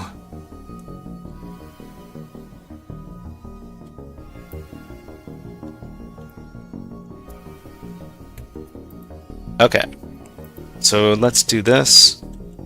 We mount 0, and we're going to do this in mount hosts. Okay, then let's take a look at what's in that directory.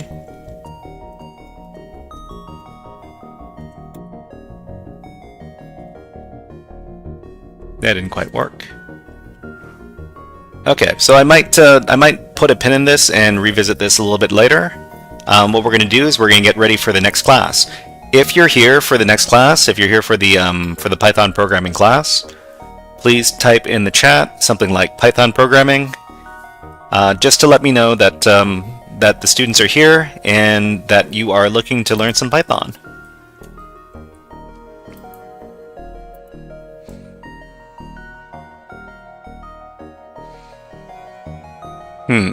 So let's see. I'm going to look one more time over at these Docker privileged escape. Let's search for the term root because we're running as the root user. Python, hey, Dishandes, nice to see you here. We're looking for root.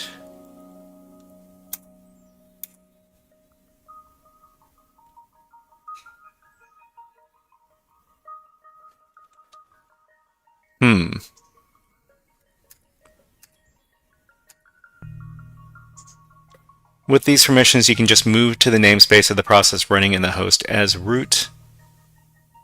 Okay. Check root UID.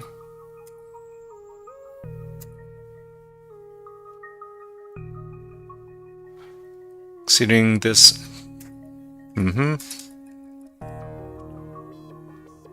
If you access as root inside a container that has some folder from the host mounted and you have escaped as a non-privileged user to the host and read access to the mounted folder, you can create a bash suid file in the mounted folder inside the container and execute it from the host to privask.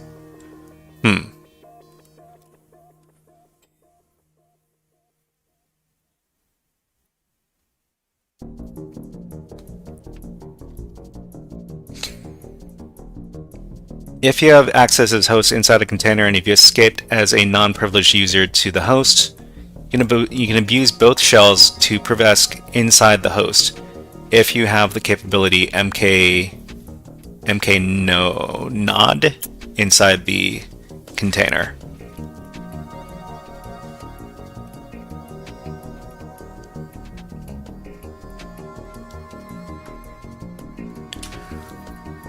Okay. All right. So we're gonna put a pin in this. I just need to prepare for my class right now. We're gonna be doing the Python programming class for the next hour or so. So I need to download my presentation files over here. So let me do that. And I'll also be turning off the music so we can concentrate on the class. Okay. So let's...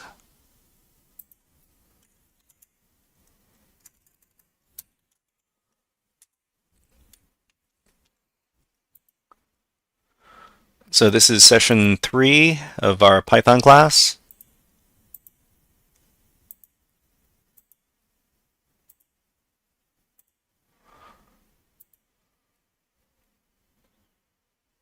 Okay, let me get my presentation over here.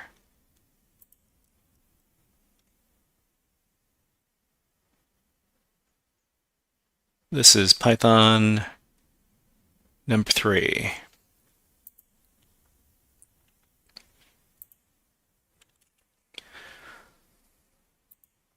Okay, so got our online Python going over here.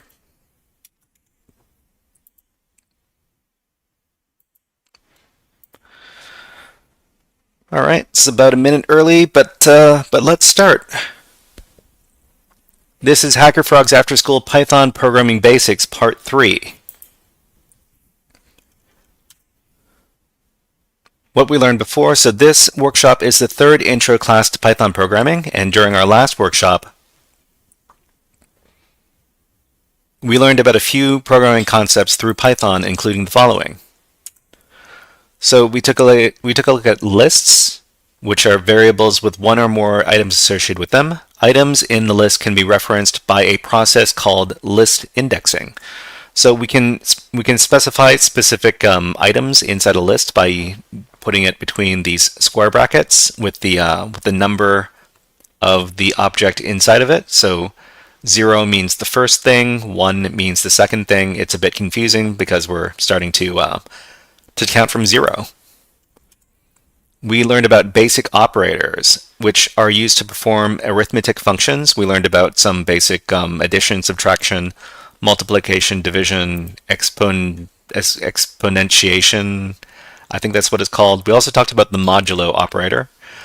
Today what we're going to be working on is strings, and more strings. So, part 1, we're going to be talking about string formatting, and part 2, we're going to be talking about basic string operations. So when we're writing our Python programs, we deal with a lot of strings, which are basically pieces of text. In Python, you know that something is a string if it's between some single quotes or double quotes. But what string formatting lets us do is it lets us use variables in strings, allowing for dynamic print output. So for example, we've got our name, we've got our daily cups of coffee, and then we can print out a formatted string, otherwise known as f-string, and that lets us print out variables inside of our strings in a dynamic way. So let's do a little demonstration of this. So if you like, please navigate to the online Python website over here, and I'll iterate one more time that when you arrive at the online Python website over here, you're going to see that there's some Python code already here. You need to delete it. So just highlight all the code and then hit the delete key and delete all the code over here. We're going to create some variables. So the first variable is our name variable, and our name variable is going to be equal to a string. So you can make it whatever name you want. I'm just going to call it the Shy Hat because that is my username. And then I'm going to do another variable called daily cups coffee, and that's the number of coffee, the number of cups of coffee I consume every day. So we're going to do 3. and then we're going to write our string. So we're going to do print, and so what this exercise is supposed to demonstrate is how we can actually put the values of variables inside of our strings. So we're going to do some double quotes, and before the double quotes, we're going to put an F before the double quotes, and this is going to activate an F string. So that lets us put in the names of variables in our string. So inside of the double quotes, we can include the value for any variable by putting the name of the variable between these curly braces. So here I'm going to do name drinks, and then more curly braces here, and we're going to do daily _ cups _ coffee, cups of coffee a day. Okay, so what this is going to let us do is it's going to let us print out name, the shy hat, drinks, 3, which is this over here, daily cups of coffee a day. So let's run this. And it says the shy hat drinks 3 cups of coffee a day. So we were able to include the variable names, the variable values inside of these strings by using what's called an F format or an F string. So back over here. So when formatting in this way, we use F strings, which we use by including the letter F in front of the string when we use the print function. Then inside the string, we can insert variables into the string with the names of the variables wrapped in curly brackets. So the name variable is wrapped in curly brackets, and the daily coffee over here is wrapped in curly brackets as well. We can also use list objects as part of F strings. So list about frogs. This animal is green and moves around by jumping. So in this case, the first object, we were doing list indexing here. So index 0 is green and index 1 is jumping. So when we create this string, this animal is green and moves around by jumping. So let's create this really quick, just so we can get a better feel for it.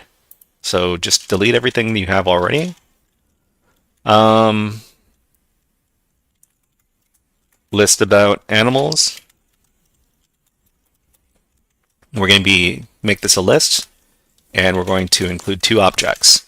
So the first object is green, and the second object is jumping. And then we're going to create our string, our F string specifically. So we're going to type out the sentence, this animal's color is, and then between the squiggly brackets over here, curly braces, list about animals, and then we're going to indicate the 0 index, which is the first thing. This animal's color is green. So list about animals object 0 is green, and moves around by squiggly brackets. List about animals, we can just click on this and then give the number 1. So object number 1 is jumping, object number 0 in this case is green. Okay, so when we print this,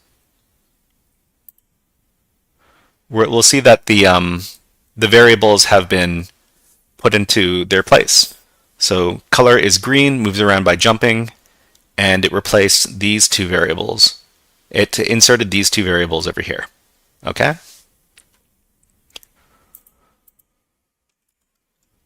So let's do a little.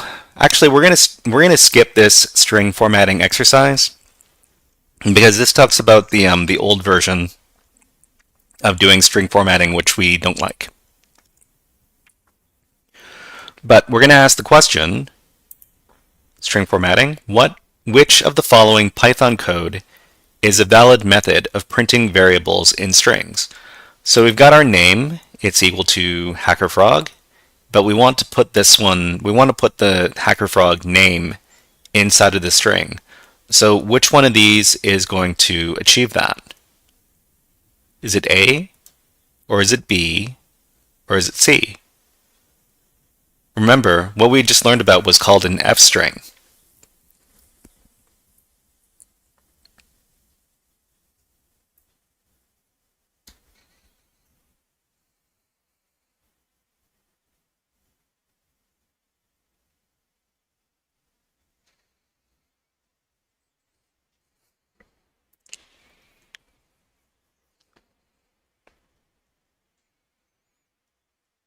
Hold on, everybody. I just need to have a little sip of water. Just a second.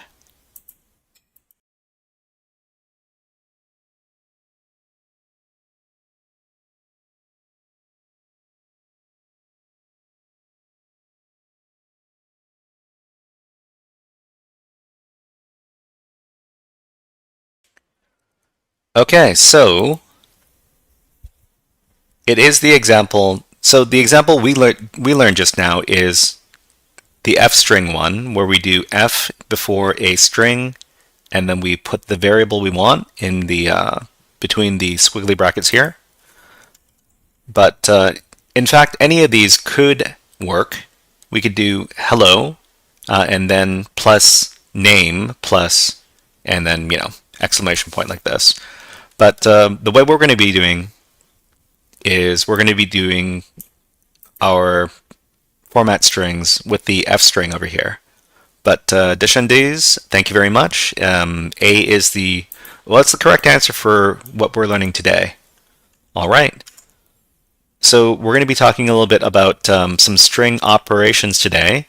And string operations are basically some different methods that we can use to adjust, to get different output from our strings. So for example, all of the strings in Python are considered an object class. So all the strings in Python, they're considered to be a class, and the class that they're considered to be is the string class. And classes in Python have special operations called methods that can be applied to those class objects. So first we're going to be talking about this method, this string method over here, which is called count. So the count method is going to count up the number of times a pattern appears in the string.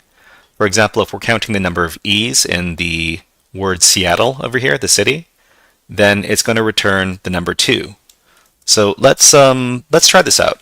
So over at Online Python, we're going to have a city, and we're going to call it Mississippi. How do you spell Mississippi again? M-I-S-S-I. Mississippi. Is it like this? Oh, I don't remember how to spell this. Okay. So M-I-S-S-I. M-I-S-S-I.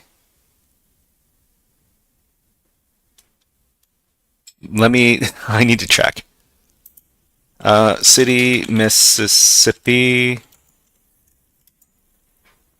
M-I-S-S-I-S-S-I. M-I-S-S-I-S-S-I-P-P-I. Okay, that's a mouthful. M-I-S-S-I-S-S-I-P-P-I. Okay, so we're going to count. So we're going to do city.count, and then between, we're going to call this a new variable as well. We're going to call this how many S's. Okay.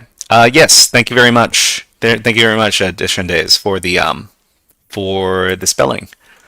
Okay. So we're going to do we're going to count the number of S's in Mississippi, and then we're going to print that variable, how many S's, just like this. Okay? Oh, you were from Mississippi.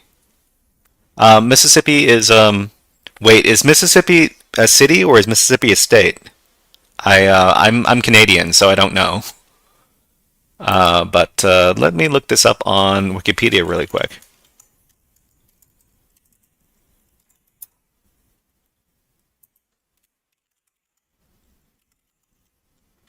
Mississippi is a state. I thought it was a city.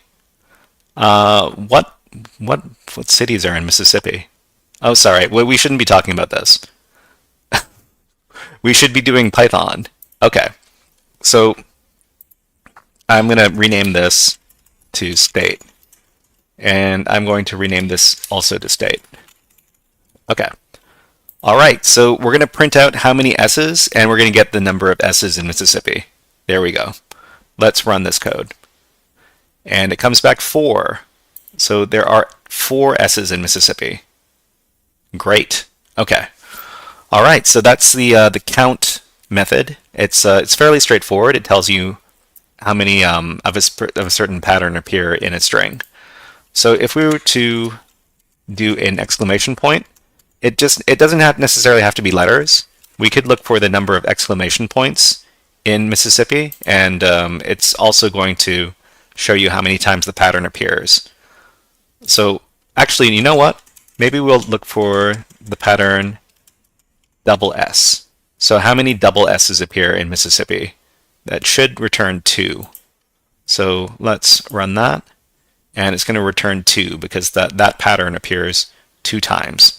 Okay? All right, so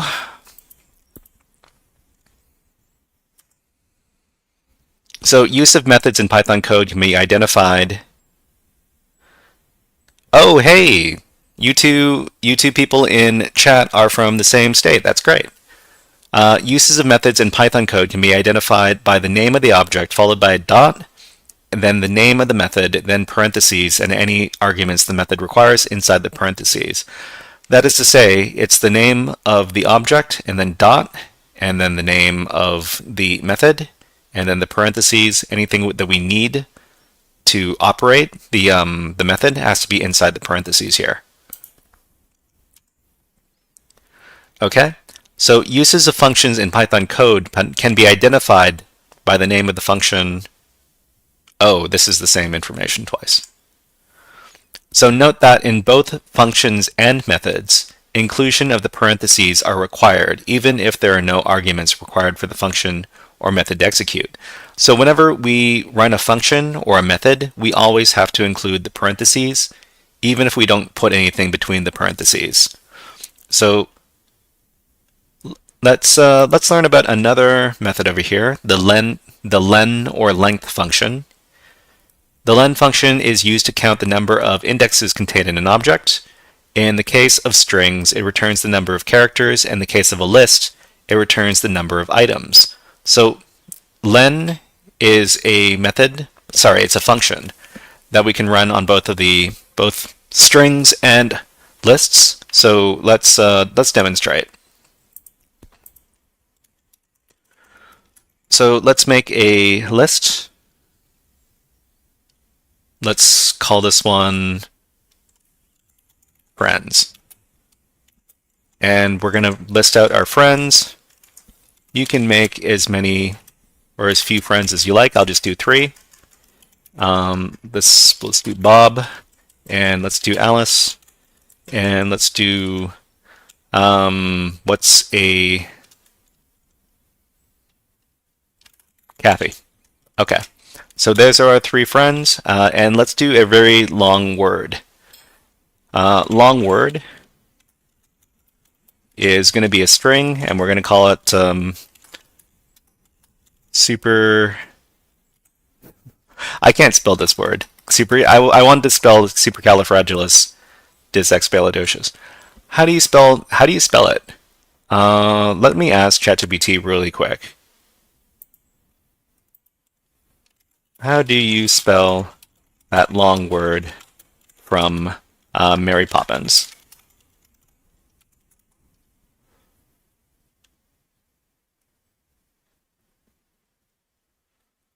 Okay, so this one is supercalifragilisticexpialidocious. Let's grab this for our example, and I'll just include that in chat, just in case any of you wanted to try that as well. Over here, the long word is supercalifragilisticexpialidocious, and we're going to run the length function on it. So we're going to print the length of long underscore word, and what this is going to do is it's going to print out the number of letters in this word here. So when we run it, it's going to say 34. That's a long word. Well, we can also give it the this length function can also be used on friends, and it'll tell us how many objects are in friends. So for strings, it tells you the number of letters. For lists, it tells you the number of objects in the list. So let's run this, and it'll say it has 3 objects. Okay, so that runs about as expected.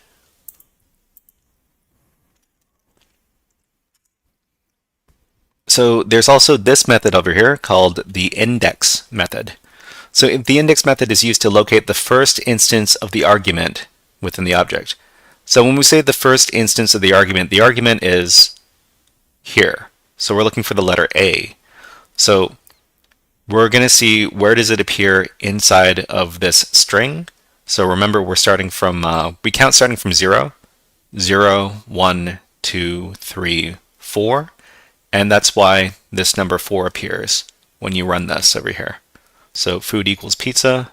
Pizza.index A is index number 4, which is the 5th letter. 1, 0, 1, 2, 3, 4. Okay, so the index method is used to locate the first, the output is the number of characters into the string where the argument appears, counting from 0. Here the output is 4 because we started our count from 0. Alright, we've also got the count method. The count method returns the number of times the argument appears in the object. So how many L's are in the word hello? Wait, didn't we do this already? We already did this for Mississippi.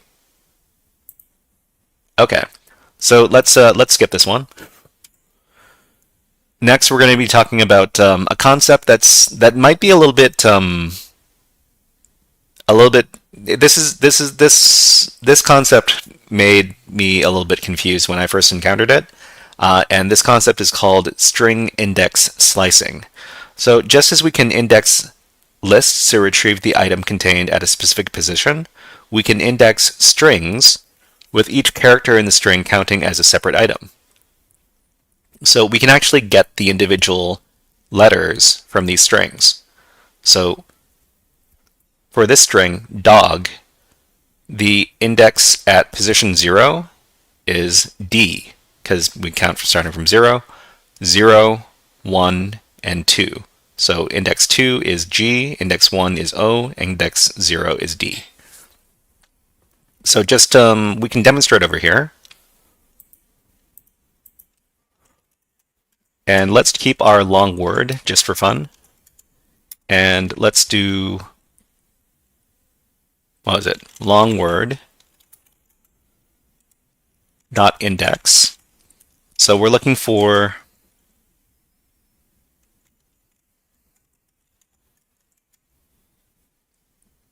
let me take a look at, okay, yeah. So the index we have to, no, this is not, sorry, this isn't, this is not a method. Hold on.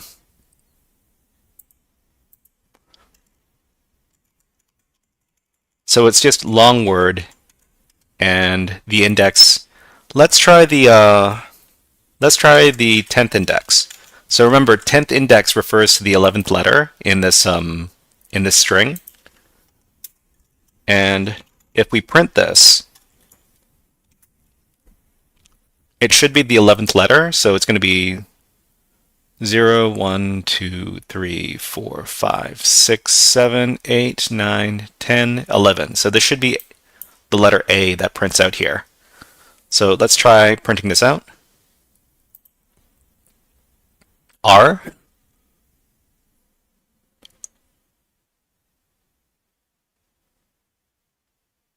Wait, did I count incorrectly? 0, 1, 2, 3, 4, 5, 6, 7, 8, 9, 10. Oh, I didn't start counting from 0. That's my bad. I'm sorry about that. Okay, but that is the correct one. All right, cool. Okay, so remember when indexing in Python, counting starts from 0 instead of 1, so that I actually made that mistake just now. So what's more interesting is the ability to select specific slices of the string. So here we've isolated the third and fourth letters from the string Python.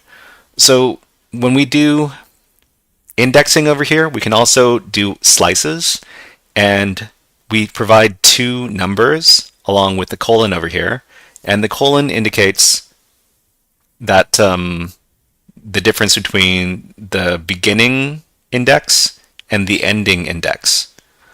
So this is a bit confusing because the ending index doesn't include the index itself. So when it says here 2, 4, this means that it's going to start from index 2, 0, 1, 2, which is T, and it's going to stop before index 4, 0, 1, 2, 3, 4.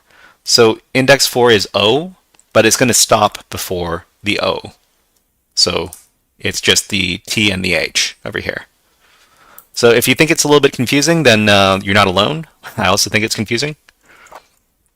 So inside the brackets, we indicate the character to start from, then a colon, then the character that marks the stopping point, which is not returned. So 2, 4 indicates to start at the third character and stop at the fifth character, but not include it in the output. So, but if we include a second colon in the index slicing, actually, before we talk about this, let's try this out with our example over at the online Python with the supercalifragilisticexpialidocious. So we're going to start from the 0 index, so the first word, and we're going to stop before 0, 1, 2, 3, 4, 5. So we're going to stop before the fifth index over here. So here, it should return these characters right here, according to this slice, okay? So when we run this, then it returns just this over here. Super. All right, so go ahead and give that a try, maybe once or twice, and see if the results are what you think happen. What I want you to do is return a couple of slices. In your mind, think about what it's actually going to return, what it's going to print out, and then after you hit the run button, see if what you expected is what actually appears in the output over here. So if I start at index 5 and I do 4 more, no, I do 5 more. What I think this is going to do is it's going to print out this right here. So 5, 5, 6, 7, 8, and 9. Whoa, that's one too many. Maybe I want to do this. Yeah. So I want to only output these characters. So let's see if this is correct. Okay, that is correct. Great. All right. So this is index slicing, and let's move on to the third part of index slicing. So this before we saw two numbers in the index slicing the first number indicates where to start, and the second number indicates where to stop. But if we have three numbers, number, colon, number, colon, number, if a second colon is included in the index slicing, the number to the right of it indicates the number of characters to count by when slicing. So we've got our centipede as the bug variable here, but this here is going to start at the 0 index, starts at C, it ends at 9, which is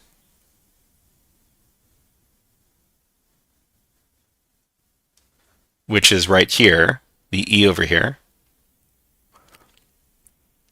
And actually, no, wait, it's going to stop 0, 1, 2, 3, 4, 5, 6, 7, 8, 9. So it stops, so it includes the entire word. So, and it's going to count by 2. So it's only going to return every second character. So it's going to be C, and then N, and then I, then E, then E.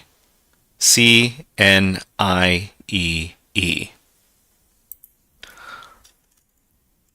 So let's try this ourselves. So over here, we're going to do how many? Oh, I think this was 37. Was this 37? So we're going to start at index 0. We're going to end at index 37, and we're going to count by 2. And what we're going to do is we're just going to get every second letter of supercalifragilisticexpialidocious. So let's run that, and we get this this spaghetti right over here. So it's going to be SPRA. Right, okay. So that's what we expected. That's great. Okay, so in this output, okay, let's move on. So the last part of string index slicing that we're going to cover is using negative index numbers. If a negative index number is used, the index starts counting from the end of the string instead of the beginning. So if we supply a negative index number for the first number, then we're going to start counting from the end instead of the beginning. So index -1 is the first letter at the end. So we're printing out the string index for grapes at the -1 position, which is the last letter. But when we're indexing, if we include a colon without a number to its left, the first colon will have a default value of 0, the start of the string, and the second colon will have a default value of the number of characters plus 1, which is the end of the string. So in this case, here, because we haven't supplied any numbers to the left of the colon, the whole string is range due to the inclusion of 2 colons with no numbers to the left of them. And we're stepping through the characters in reverse order one by one, which is indicated by the -1 at the end over here, which is usually talking about how many characters we skip, or how many characters we count by, rather. So here we're able to get the grapes, the word grapes, in negative order. Grapes, if you spell it this way, separg if you're reading it the other way. So let's try, just for fun, let's try this over on Online Python. So over here, we're going to eliminate the numbers between these, between the colons here, and the last number over here, we're going to do -1. So what this is going to do is it's going to print out supercalifragilisticexpialidocious, but backwards. So when we run this, if we read it backwards, it's oh, this is difficult, supercalifragilisticexpialidocious. Okay?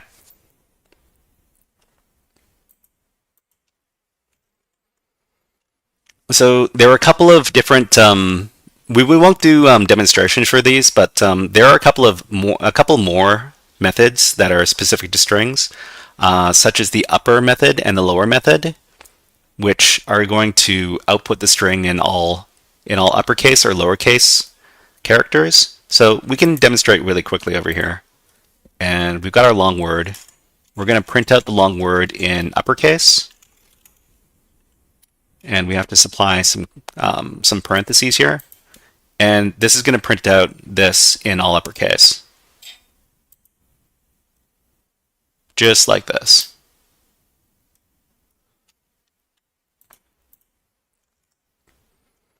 Okay. So next is a more useful method over here, and this is starts with and ends with. And these methods are used to test whether strings contain the specified argument at the start or at the end of the string, respectively. So we've got our group name over here. It's the HackerFrogs. So basically this lets us know if it's true or false. Group name starts with the. In this case, that is true. Group name ends with frog. In this case, it is false. Because it doesn't end with frog, it ends with frogs in this case. All right? The split method. So the split method is going to convert a string into a list with the separation between items indicated by the argument given, usually a space or a comma. So if we've got a very long string that is separated by a bunch of commas, we can turn it into a list with the split method over here. So let's do a demonstration. So let's get rid of this. Let's call this long list. Actually, long string.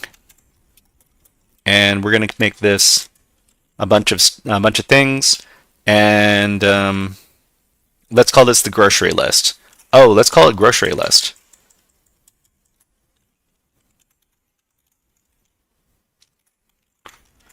And we do milk, bread, eggs, butter, tomatoes, and one more thing. Let's call it chicken. Okay, so we've got this string over here, but we want to turn to a list. So what we're going to do is we're going to use the split method. So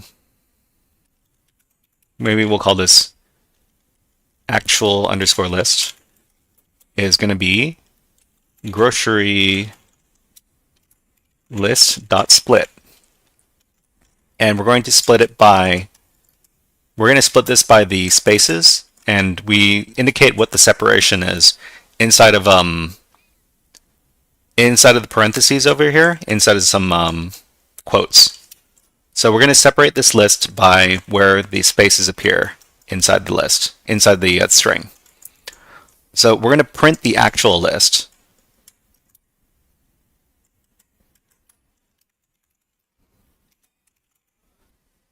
And we're going to see that it has become a list in the format that we remember it.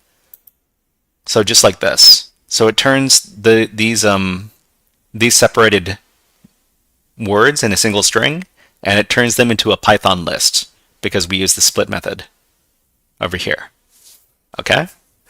All right. So if you have any questions about any of these things, please let us know in the chat. But we're going to be I just want to cover my bases. You might not necessarily use all of this information, but I just want to make sure that that I'm covering my bases when I'm teaching this stuff. So, basic string operations exercise. So let's learn about this over at learnpython.org. This one is actually not too bad. Let's go over to this website. learnpython.org.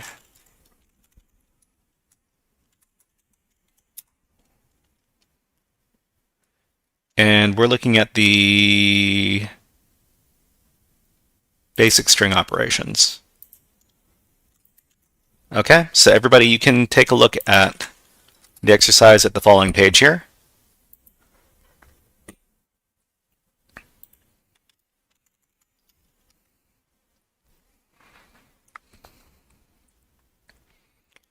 So strings are bits of text. They can be defined as anything between quotes.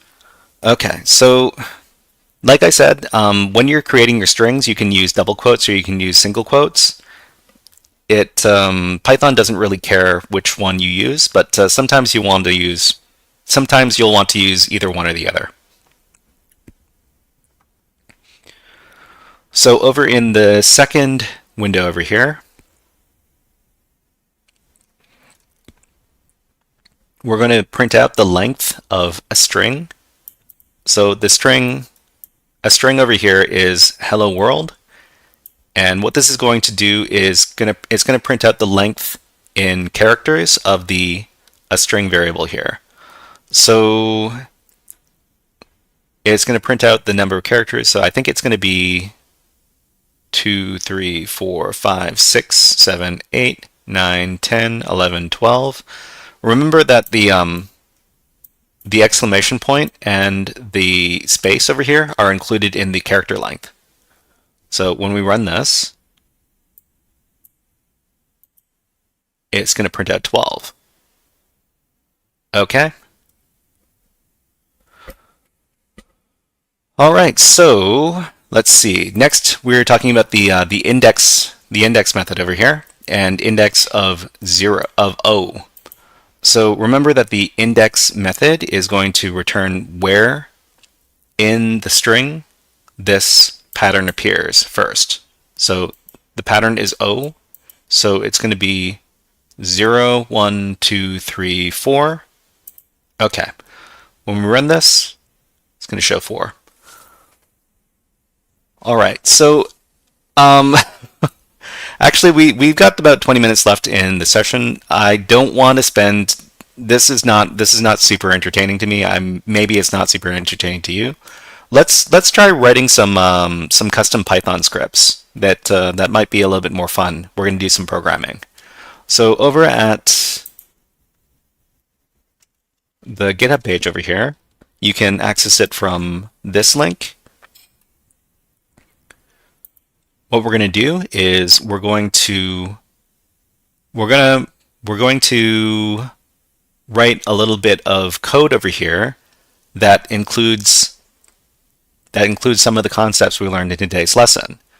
So over here, we've got our full name and we've got our split name. Okay, so basically what I want you to do is I want you to copy this code at the end over here, end of session exercise. Over here, you want to click on this button. That's going to copy this code over here. And then over at the Online Python website over here, delete everything, and then paste in the code. So what I want you to do is so before we run this code, I want everybody to understand what exactly is going on in here. So remember, we've used this input function before, and this is going to prompt the user for some input. So the full name variable here is going to ask you for input, and the question it's going to ask is, what is your full name? So you're going to type out your full name and then hit enter, and that's going to save the full name variable as whatever you typed in. So next we're going to create a split name, which is your full name but split, and that's going to create a list of from your full name. It's going to split it into the first name and the last name. And we're defining the last name as the split name and the index number 1, which is the second object. So that's going to be the last name. And then it's going to get a length of your last name. And this is the length function that is run on the last name variable over here. And then it's going to print out your last name is this. And it's going to print out there are so many letters in your last name. Kind of like this. Remember, we're including the names of variable values by using the f strings over here. So the f strings over here let us include the variables inside of the string over here. So we've got this code. We can actually run it. Click on run, and then it's going to ask you what is your full name. So I'm going to say my full name is the Shy Hat, and then the rest of the program is going to go, your last name is Shy Hat. Well, I guess it is in this case, and there are 6 letters in your last name. Awesome. So everybody, I want you to give this a go. So after you paste in this code, try running it, and try typing in your name. It doesn't need to be your actual name, it could be any name, and see if this actually works for you. If you manage to get this, this code to work and you got this kind of output, please type in the chat, I ran the program, smiley face.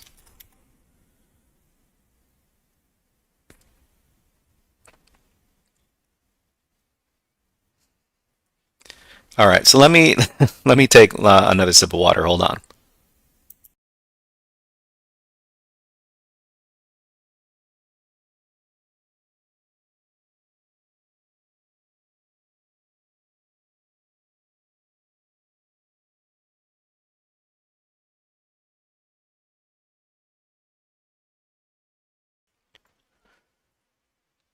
As usual, if any of you are if any of you out there are having any problems with any of the code or copying stuff or running anything, please let us know and we'll try to help you out as best we can.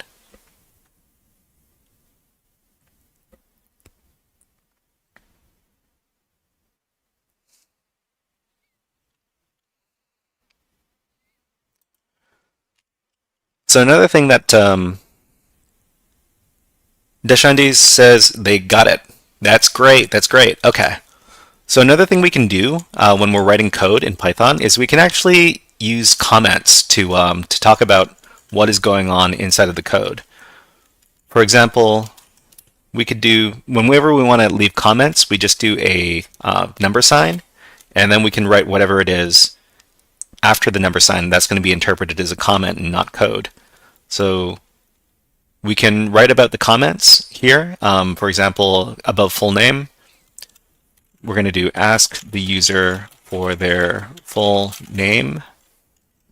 Okay, that's one comment. And then above split name, we can give the comment here. Split the full name into first name and last name.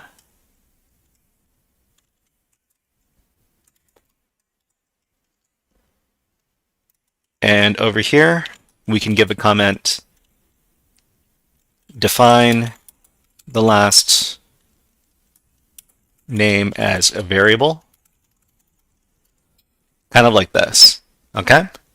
All right, so we actually have a couple of exercises we can run inside of picoctf, and we can practice running Python inside of Linux, because, well, it's actually one of the more useful things to do inside of Linux is to run Python scripts, and we're going to demonstrate by solving a couple of Python-oriented picoctf challenges. So we're going to go over to our picoctf, and if you're not logged in, please log in at this time, and we're going to do a couple of challenges inside of picoctf to finish out today's session, okay? So once you're logged into picoctf, you just want to click on the practice button over here. And after you've logged in and clicked on the practice button, I want you to go down to, scroll down a little bit and then open up your web shell. So just click on the web shell. And then after the web shell opens up, click on, sorry, I still have this open from the last class.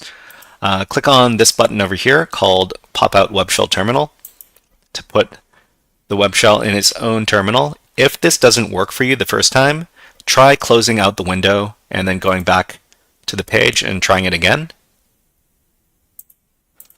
Okay. So I've already got some stuff in here. I'm going to do a little cleanup.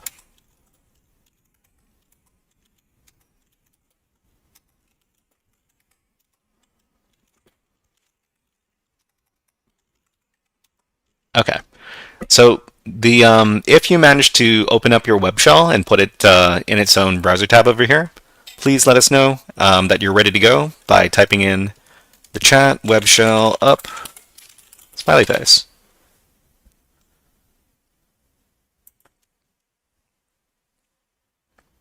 Great. Okay. So let's do a couple of challenges to finish up today's lesson. And we're going to be doing password crack.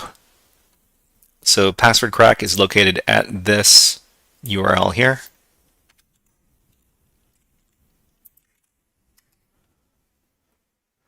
Go ahead and navigate to that page inside of PicoCTF.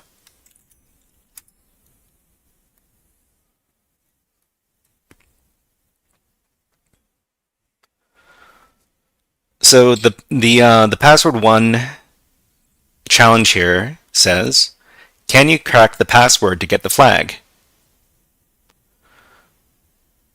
Download the password checker here, and you'll need the encrypted flag in the same directory too. So we've got two files that we need to download. So we just need to copy the links and then go to the web shell. So in the web shell, we want to keep it clean. So what we're going to do is we're going to make a directory for this. So we're going to make a directory called pw_crack1, and then we're going to enter it. And then we're going to download the files using wget. So it's just going to be make directory password crack1 and then cd into it, and then use wget to download the file. So this is the first part. We also need to download the second part. So go back and highlight on flag and then copy the link. Go to the web shell, wget, paste in the file link, and then you'll see that after you're finished, you should have these two files in your directory, level1.flag.txt.enc and level1.py. So do you know how to run Python scripts inside of the Linux terminal? So for example, how would you run this file over here using Python? level1.py, t.py.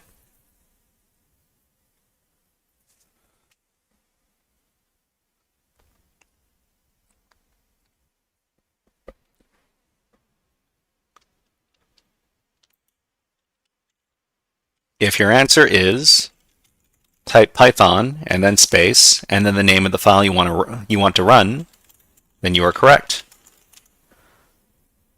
So it's Python space level1.py. So just run this. This is going to run the Python script over here. It's going to ask us, please enter the correct password for flag, but we don't know what it is. So we're just going to type test, and it says that password is incorrect, and it boots us out. So what can we do to try to figure out how to what the correct password is? If anybody knows, please type in the chat and let us know what your suggestion is.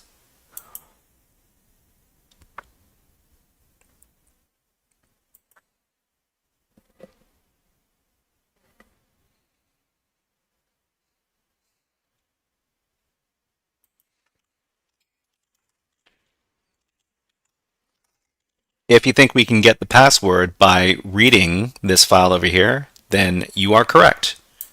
So like any other file, the Python files over here, we can read them using cat. So cat level1.py.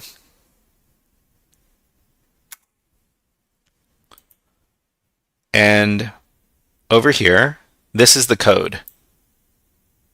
This is the code for the challenge.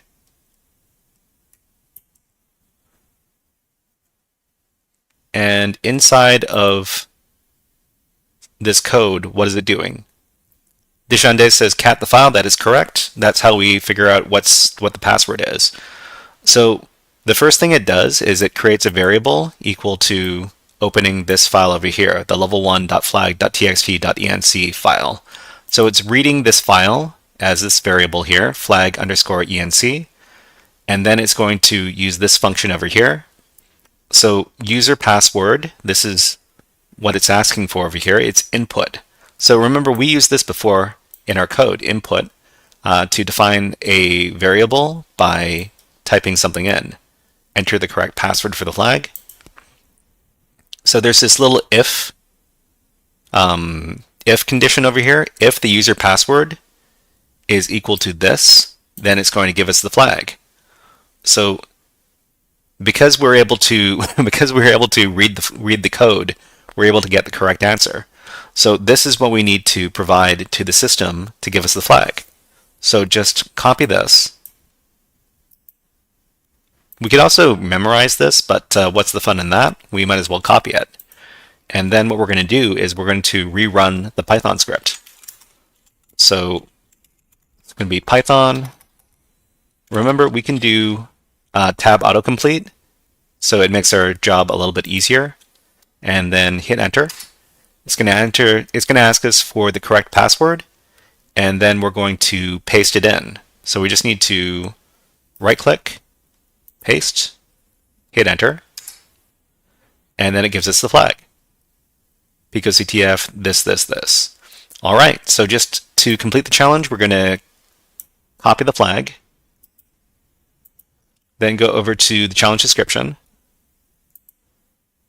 and we're going to paste in the flag and click on submit.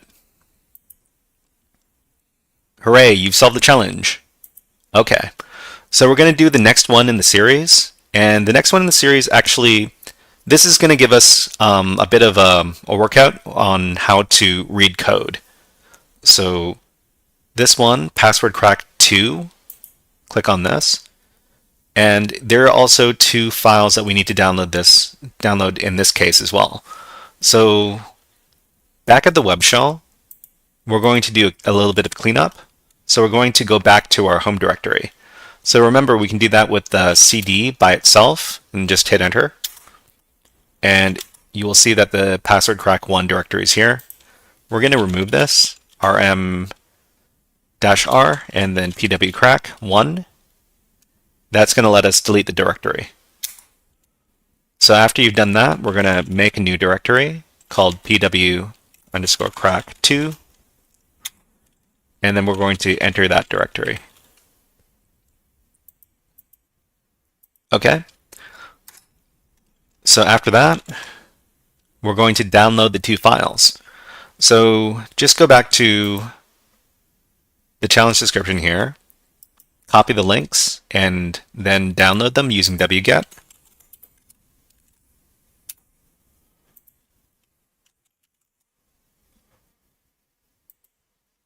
And then for the second one as well, copy that link.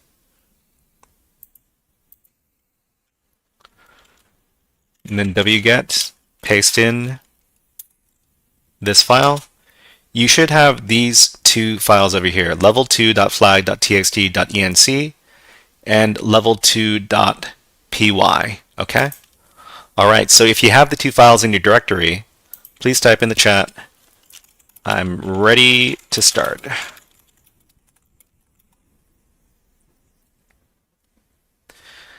And while I'm waiting for those responses, I'm going to take a sip of water. Hold on.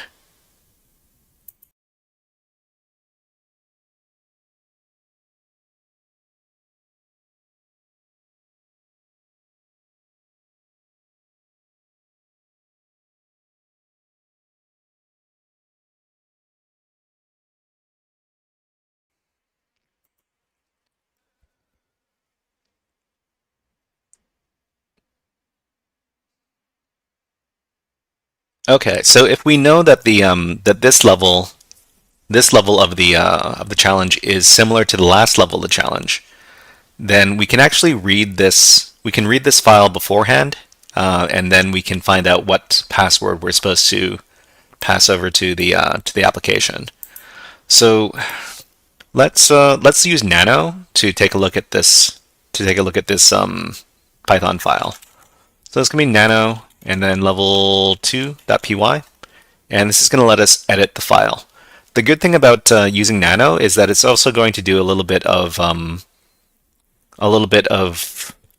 what is it called? Highlighting. It's going to highlight specific functions and strings and such inside the code.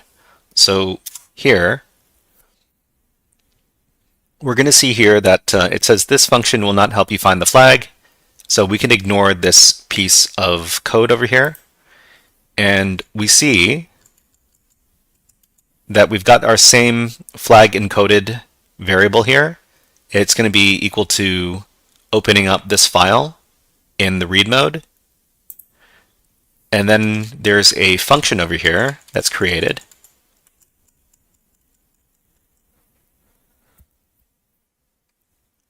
So what do you think the password is in this case? We see if user password equals chr function plus chr function plus chr function plus chr function. So how can we determine what these characters are? So first of all, what I want to get your suggestions as to how we would determine what we need to input based on this code right here. And if you don't know exactly what this code is, what could we do to try to find out what this is?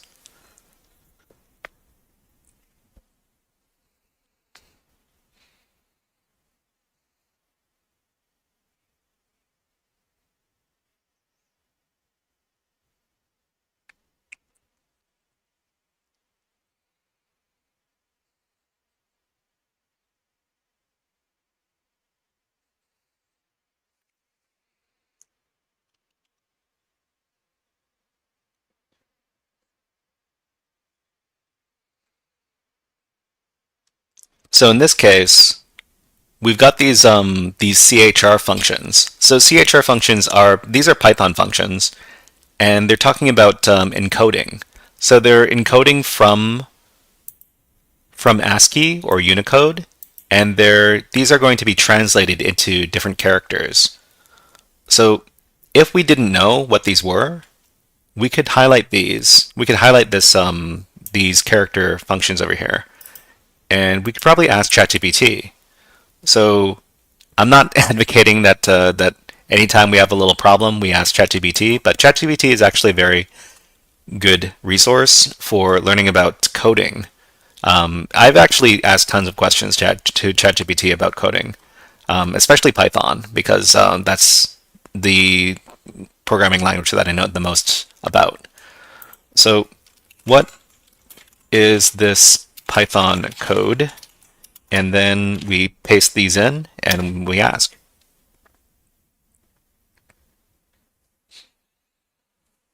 Okay, so it answers here the Python code converts 4 hexadecimal values to their corresponding ASCII characters using the CHR function. Here's the breakdown. So we've got D, E, 7, and 6. When combined, the result of the code of the string is DE76. So let's use this to solve the challenge. So over at the web shell, we're going to exit from here. So Control X to exit. So I want you to try solving. So if the code that we got is DE76, I want you to try solving this on your own. I'll give you 2 or 3 minutes to try to solve this on your own, given this information right here. If you're having trouble, please let us know in the chat. But otherwise, we're just gonna try solving this ourselves before the demonstration. Okay? In the meantime, I'm gonna start playing the music again because I miss having music on the stream.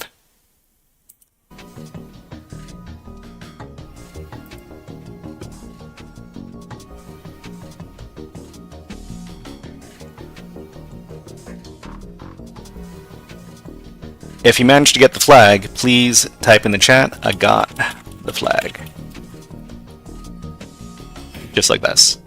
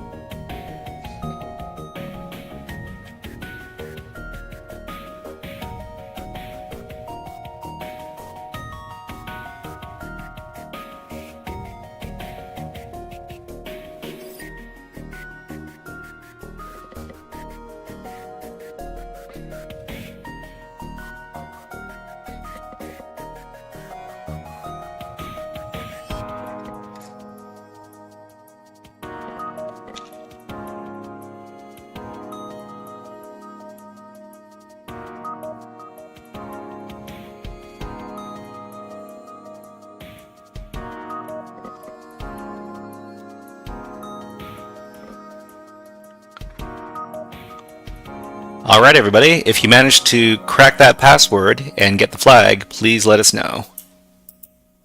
All you need to do is run python space level2.py, and then when asked for the password, provide this over here, DE76, and then you get the flag. So to finish the challenge, all we need to do is... Oh, Deshante says, I got lost at the nano part. No worries. So we actually don't need to use nano. We can just use cat level2.py. So inside of the code, we're looking for... This is what we have to input over here. So user PW, and it's checking if the user PW input over here is equal to these characters. Marfix on YouTube asks, what are you hacking? Well, we're hacking PicoCTF challenges right now. We're actually just ending a class right now. But, alright, so I hope you were able to get the flag one more time. To finish the challenge, you just need to do python level2.py, level2.py, and it's going to ask you for the password. So, remember the password is, we looked at it for it in the code, it was DE76, hit enter, and then you get the flag over here. Copy the flag, then go over to PicoCTF, and in the challenge page, paste in the flag, click on submit flag, and then you should be done. Okay. Alright, like I said, if you're having any difficulties completing the challenge, please let us know. We don't want anybody to be left behind. But what we're going to do is we're going to go into the summary for today's lesson. So...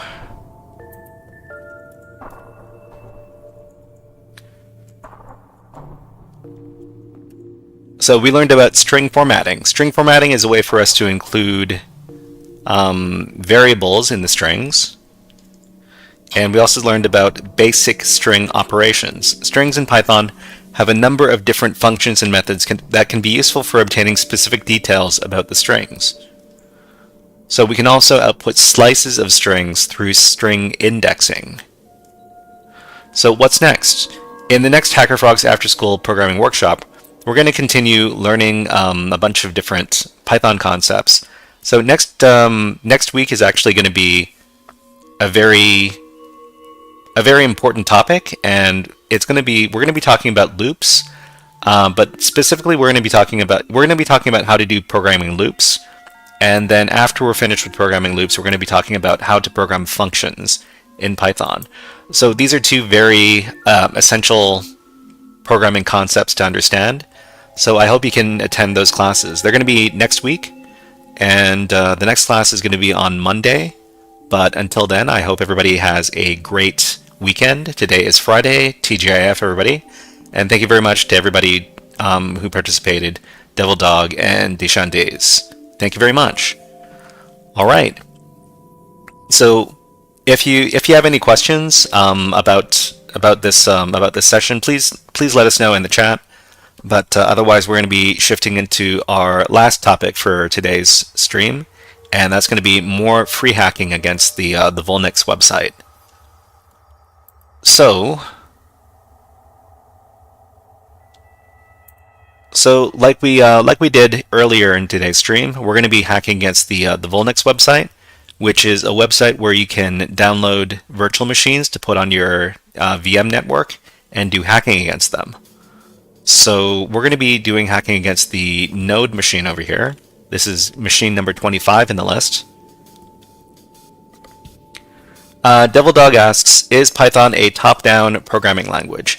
I'm not... Deshandays asks, thank you. When will the session be on replay? So if you go over to the YouTube page, you can actually rewind the live stream right now. So if you go over to this link over here, I'm going to stop this because I don't like Streamception. Okay. So if you go over to this link right over here, you can rewind the chat, the live stream, and you can go back to any point during the live stream. And if you visit this after the live stream is over, you can also watch any point during the live stream, and that's very handy if that's what you need to do. But Devil Dog asks, is Python a top-down programming language? So I'm not sure what you mean by top-down programming language, but I'm not sure what that term means.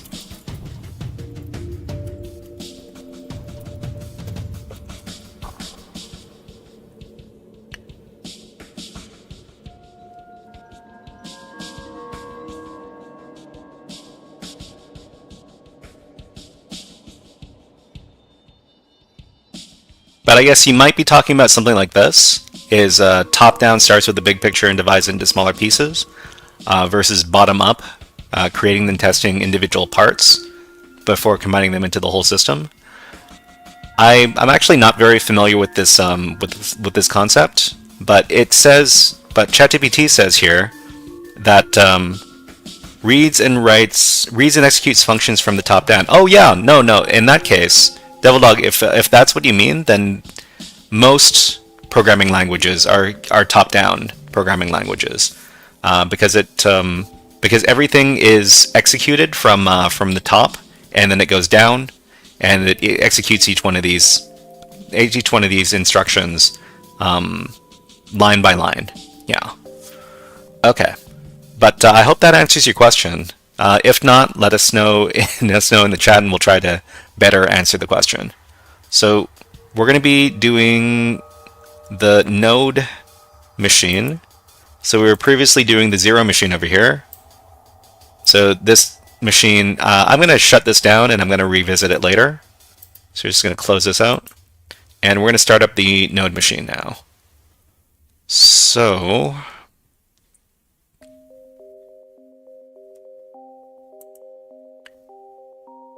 let's power that up.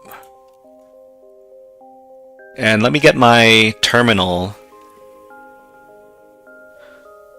A Devil Dog says, I wrote a program with 75 functions, but it skipped a majority of the functions. Okay. Are you talking about Python? Or did you write a Python program with 75 functions? Because functions aren't executed. Functions aren't executed unless they're called. And that might be why it really. May I ask what programming language you wrote that program in? So let's go over to. Got our temporary directories that we're working within.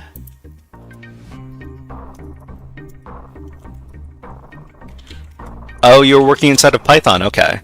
Yeah, so like I said, if you define a function, that it doesn't necessarily run the function unless you specify that the function is to be run. Let me demonstrate. So over here, let's write a function.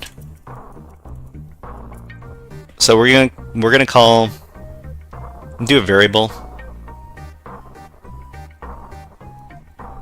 So I'm going to name is the Shy Hat, and I'm going to create a function called call my name, and it's going to take name as the parameter, and it's going to print. It's going to print name, and that's all it does. Okay, so if we run this by itself, nothing's going to happen. This is just the definition of the function here. So if we just run this, nothing happens. So we actually have to do the function call in order for this to happen here. So we would do call my name with name. Okay, and then we run this, and it's going to run, and it's going to print out the name over here. But if you define a bunch of functions, but you don't actually call the functions by doing a function call in the code, then the functions aren't going to, the code inside the functions isn't going to activate.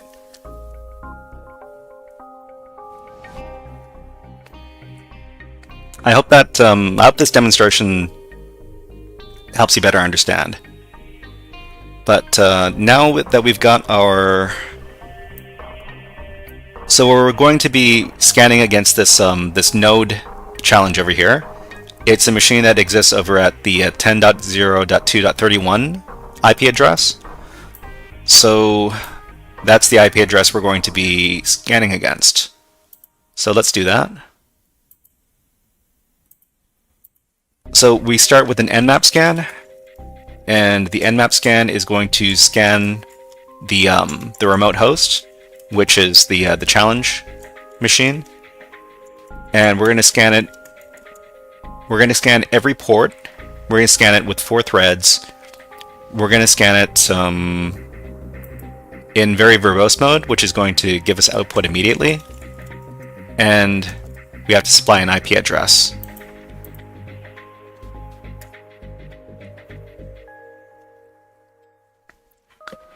So DevilDog, if you have the code for the program that you wrote and you're okay sharing it, if you could give me a link, if you could give me a link to it, I could take a look at it, and maybe we could talk about why some of the code didn't run. So we've got 3 ports open on the system. We've got port 22, we've got port 80, and we've got port 1880. So what we need to do next is we need to further investigate these 3 ports. So we can run another nmap scan, but this time we're going to specify the ports. So they've got port 22, port 80, and port 1880. We're also going to run this with common scripts, and we're going to run it with versioning information over here. So after we do this, we'll have a better understanding of what's actually going on the system through scanning the open ports.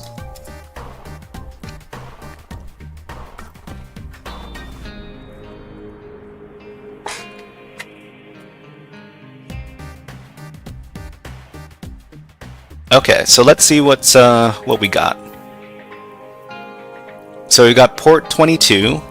It's reporting the SSH service, with the name of the SSH service being OpenSSH 8.4 P1 Debian. So this is an up-to-date version of the OpenSSH program, which means it's probably not vulnerable. We do get that the type of Linux being run in this case is Debian. Which could be it's valuable information because we know that we're not scanning against a Windows machine, for instance. So the second port is port 80. It's running HTTP, which is web pages, and it's running an Apache web server. So Apache is the name of the web server software that's being used, and it's reporting this version right here, 2.4.56, also Debian. So the last thing we see here is port 1880, and this is also an HTTP service, and it's reporting that it's running the Node.js Express framework. So Node.js is a particular type of JavaScript. I'm not completely familiar with Node.js. Some people think it's awesome, and some people think that it's not great. But the HTTP title here is Node-RED. So we could try investigating the 2 HTTP ports that we found, and we can do so with the following tools. So let's try 1880 first, just so that I can remember that it's there. So we're going to run a Nikto scan on it. Nikto is a web app application security vulnerability scanner. And Nikto is actually a very old piece of software, but I like to use it because You can sometimes get some low-hanging fruit vulnerabilities by scanning a web server with Nikto. So let's try and see if we can find anything fun. So it says retrieved X powered by header express. So this just confirms that that this is a Node.js. This web server is being powered by the Node.js framework. So maybe on another tab we can try scanning using Nikto on the other port, which is port 80. So we can just copy this command, go over to another terminal, and try this against the default website over here. So we're not finding anything super interesting right now. Okay, so the next thing we would do is we're doing this iteratively. We've got a few different tools at our disposal for scanning web servers. So we use Nikto. The next thing I'm gonna try to do is I'm gonna try using Derb, and Derb is a pretty old web app directory busting tool. But I like to run this because it runs well. I mean, it doesn't run particularly quickly, but it does have some a common word list that it likes to scan against, and sometimes you can get some low-hanging fruit by using Derb and its simple word list. We can also try Derb against this port over here.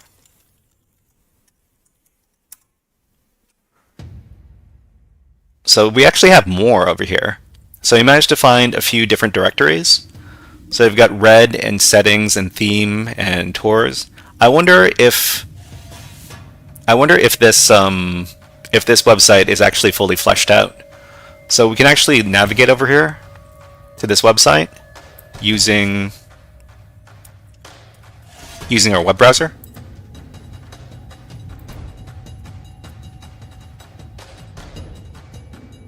What is this?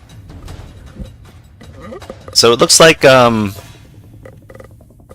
this looks like some sort of graphing. So we can actually use this web app and start making some graphs or something.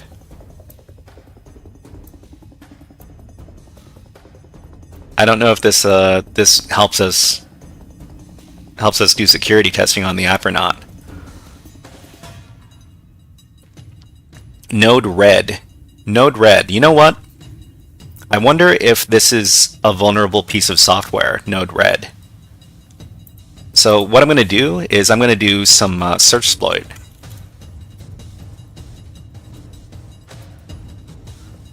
To see if there's a piece of software called Node-RED that has known vulnerabilities associated with it. So it says Node. Okay, so it didn't find anything with Node-RED, but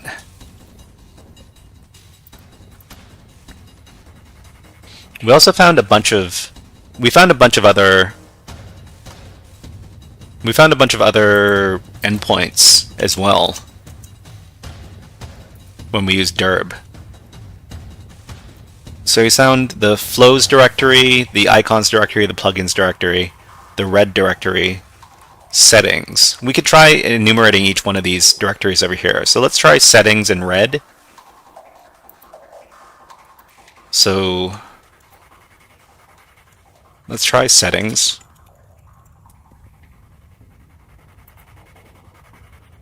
Oh, okay. We've got some JSON data over here. So,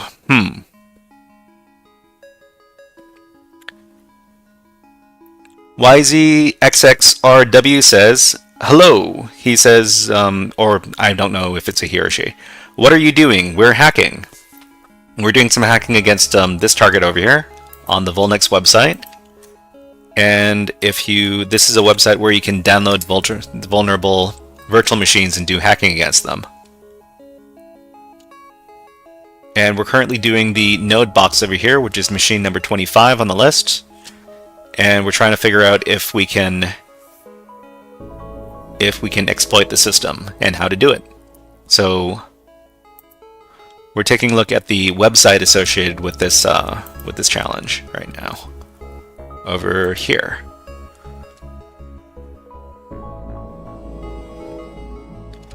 Okay, I like to do CTFs, but haven't found much time for them. I understand. Yeah, in order to do CTFs, you definitely need to block out some time and start doing them. In terms of the setting page, I wonder if you could send a post request to the settings root. Perhaps you could change a setting. Maybe, yeah, maybe. We could try using something like Burp Suite or Postman, I guess, is what regular web developers would use. The settings page. So we've got the settings page over here.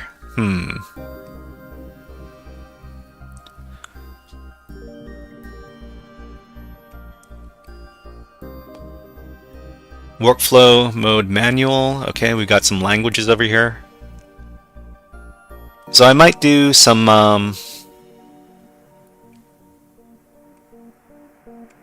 I might take a look at some other endpoints.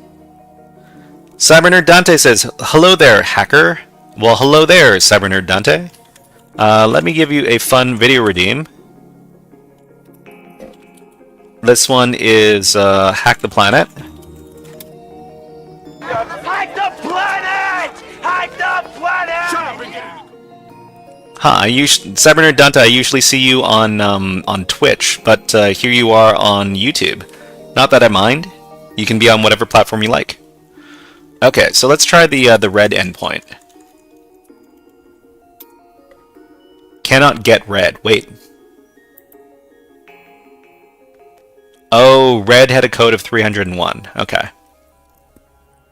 So we've got theme, and we've got plugins, theme, plugins, and flows. Oh, there's also a diagnostics endpoint. Okay. Okay, so themes. Wait, did I spell that correctly? Theme, okay. We've got our theme file over here. And we've got our plugin.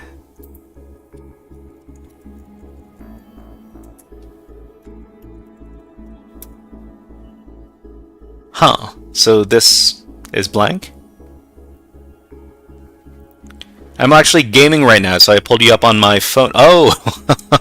Alright, no problem, no problem. Yeah, what are you playing? Just wondering what you guys are into. So, flows? Is it flows or flow? So we've got our ID over here. Tab flow 1. Okay.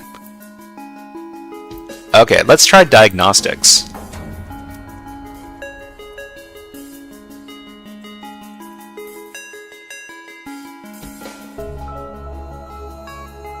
Alright, so we've got our OS, memory, platform, version, Rocket League. Rocket League, I'm new to the hype. The hype around Rocket League? Are you new to Rocket League? Oh, okay. Rocket League's been out for a really long time. I think Rocket League's been out for over 10 years, but I guess it's still pretty popular. Okay, so flows.json.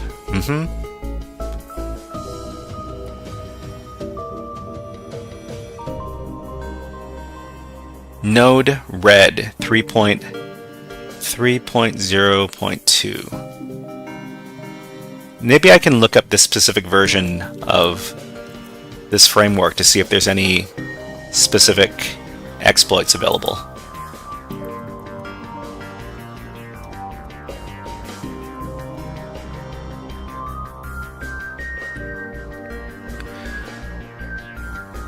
Let's see. Notice it's an older kernel version. Perhaps you could privilege escalate with the sudo buffer overflow log when you enter the user shell. Sorry if I'm just ranting. These are just my thoughts. No worries, no worries. So yeah, I think sometimes there are older kernel version. So these machines that are created for these challenges, they've been created in the last year. So if there is a privilege escalation associated with the older kernel version, it might be intentional. But there are other challenges that were written like a really long time ago, and if there are kernel exploits for those, they might not be intentional. It's just they weren't discovered when they were written. Yeah. But let's take a look. There's this article over here. So no, it says no vulnerabilities. No. But that's fine.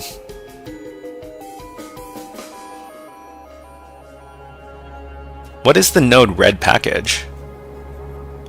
Okay, I'm gonna try looking up the Node-RED package in Hacktricks. So we've got Hacktricks. This is one of my favorite resources for looking up hacking on different types of software and different services. So this is the Hacktricks webbook, which was created by a very famous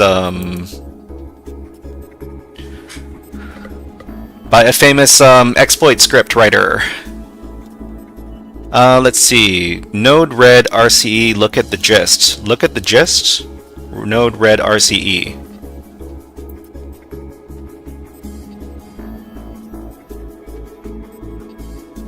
Did I miss it? Oh, Node-RED remote command execution. Okay. Yeah. Wow. You caught. I didn't see that. I guess I scrolled right past it. It's. I've been streaming for a while, and my eyes are starting to go. But let's take a look at this. Thank you very much for the keen eye. Okay. What do we got? Okay, we've got exploit script written in Python.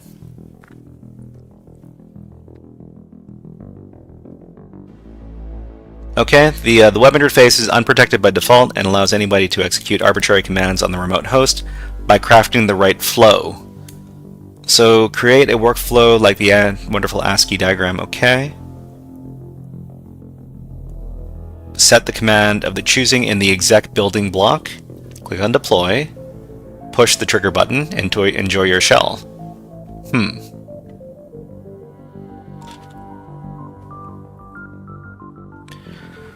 Okay, automates everything from creating and updating the workflow with every command you enter, getting the output back over the WebSocket, to cleaning up everything when you leave the shell.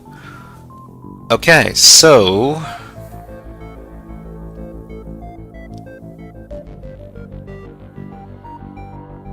we are using a lot of modules in this script. Okay, and we're creating some JSON objects in here as well.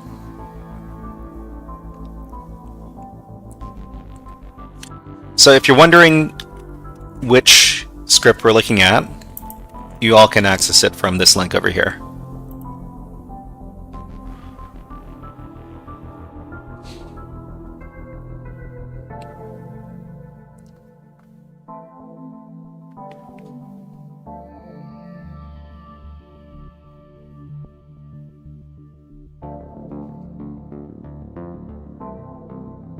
Okay, so let me copy this code.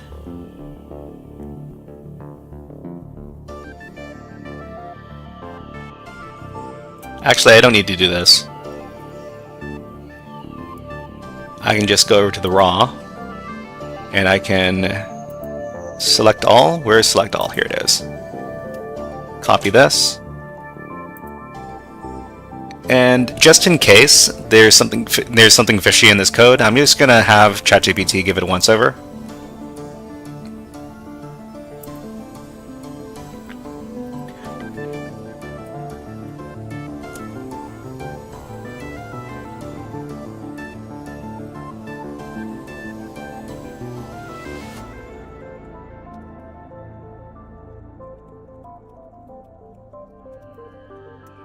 Okay.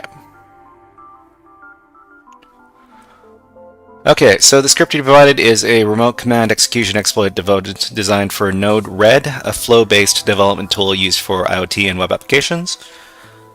The exploit allows a net hacker to execute arbitrary system commands on the Node-RED instance.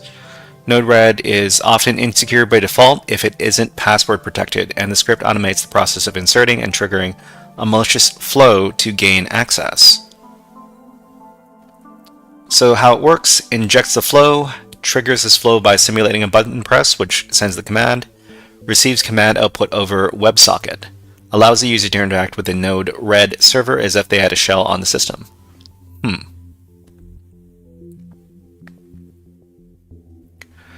Does the code harm the host system? Direct harm. The script can be used to execute arbitrary commands, including commands that could harm the system.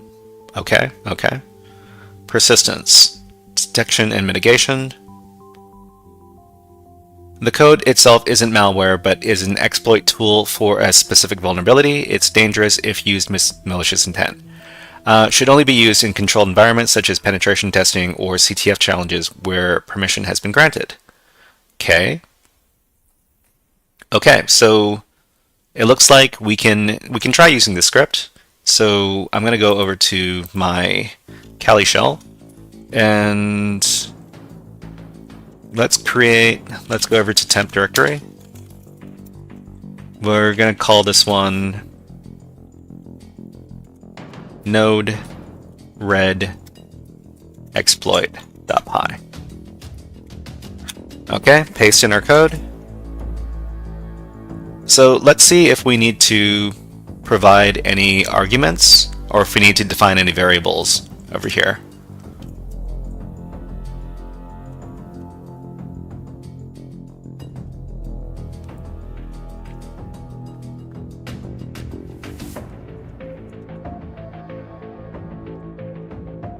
Okay, so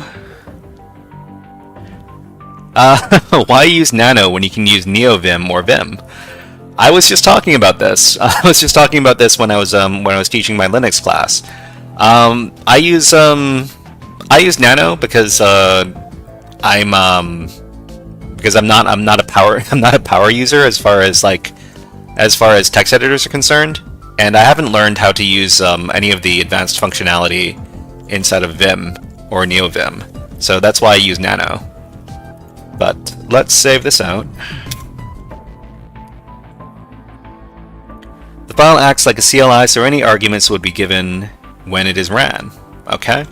So we just need to run the exploit. Do we need to supply... Is it going to ask us to supply an IP address? So it says usage. Okay, so run this. Username, password, URL. URL. Okay, we need the URL. Okay, great.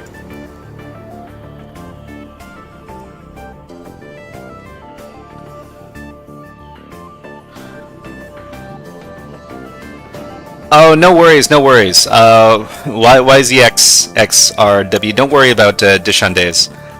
She's just doing some Pico CTF challenges, but it's likely that her flag is not the same as everybody else's flag, because Pico CTF challenge flags are individualized.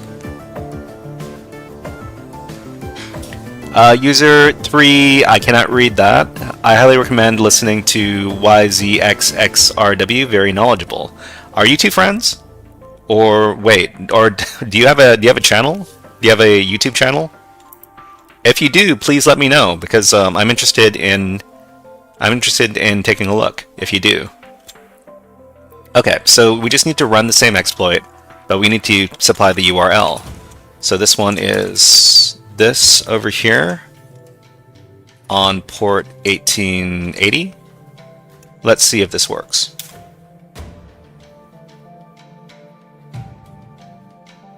Okay, there is so something went wrong with the script over here. Let's take a look.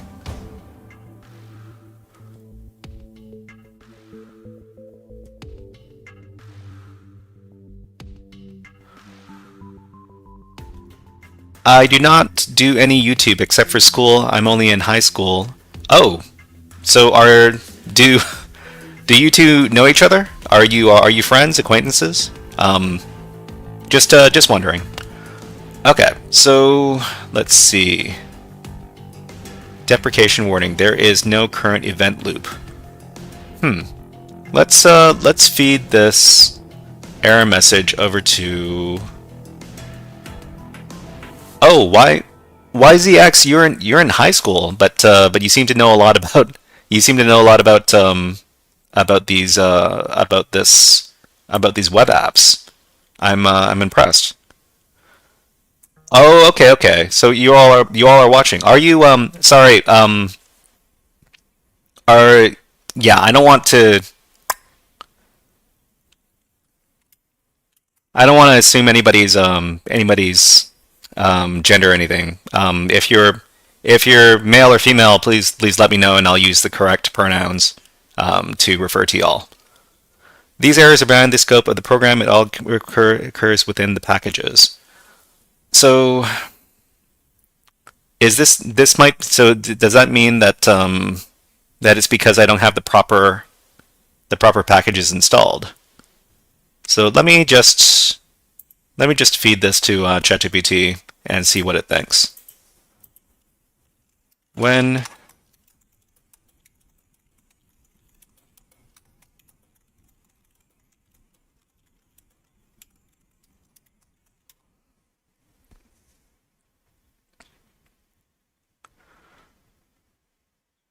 Okay, so the error messages you're encountering suggesting there's issue with how the WebSocket connection is being established in the script. This warning indicates that the event loop method is deprecated in the current version of Python. Oh, wait. Should I have... You should do asyncio.run to run your main routine. Errors messages when the script tries to establish a WebSocket connection but does not receive a valid HTTP response from the... Might be because the WebSocket URL is incorrect, node.red not running or configured to accept WebSocket connections, network issues. So we have to rewrite our code a little bit. It could be a Python 2 script. No. Well, if you take a look at the code for the script,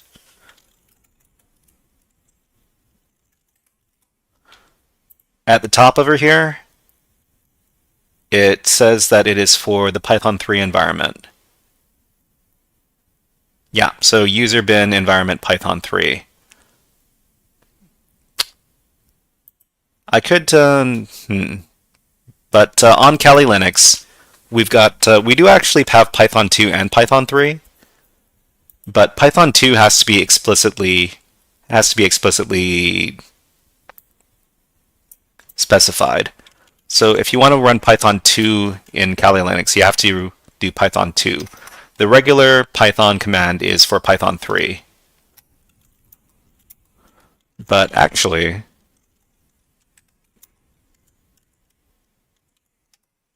maybe we can do this. I don't think that's going to solve the issue by itself, because we still get these messages over here. So I think we might need to rewrite the script. Is it because we don't have the right packages installed?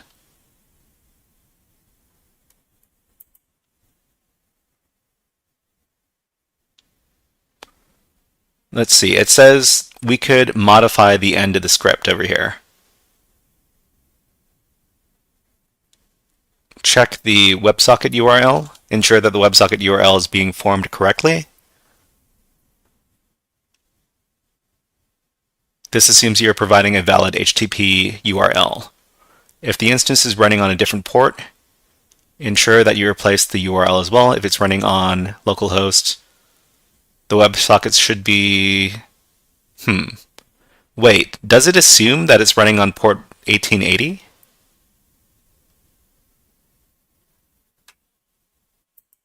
Okay, so let's take a look at the code one more time. No.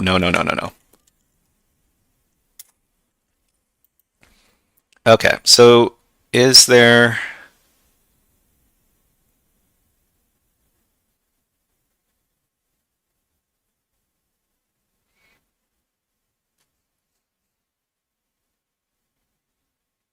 Is it looking for... Oh, I need to resume my music. Hold on.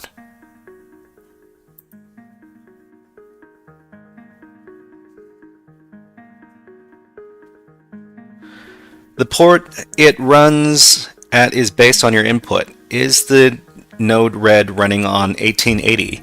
The Node Red is running at 1880. I'm just wondering if it assumes 1880 as a default, or if specifying the port number is going to screw something up.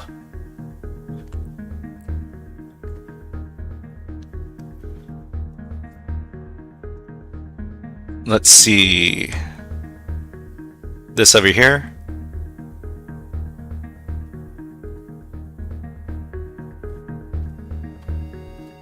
Okay, so this is what it's looking for over here. Node Red URL without the trailing slash. Oh, wait. Did I put a trailing slash by mistake? I don't think I did. Hold on. I did put in trailing slash. Okay, that might be it. It's because I put a trailing slash at the end of my... Okay, okay. Well, okay, now it's fine. Okay, alright, who am I? We're dev. Okay. So we've got RCE on the system. So that means...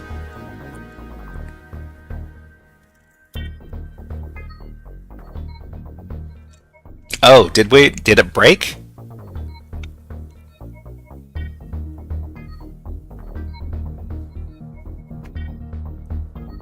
I think it might. So we got a response back, but it seems that the script broke after we put a... See if we can set up a reverse shell. Yeah, that makes sense. So if this is a bad shell,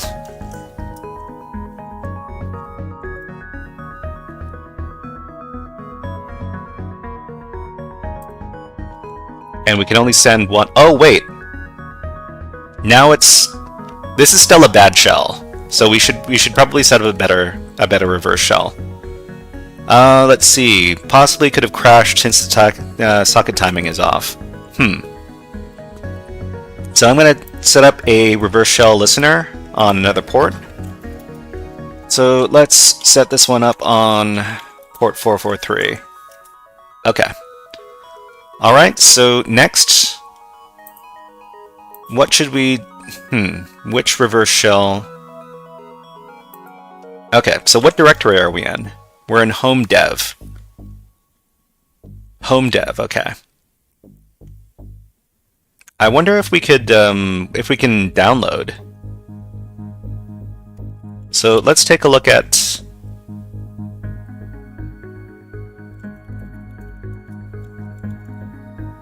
Let's take a look at what's in this directory. So it's index.html in here. So this is the default the default web server. So this one is over at port 80. This is not the one at port 1880. So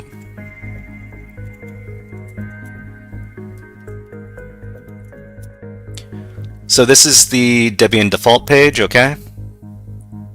Let's see if we can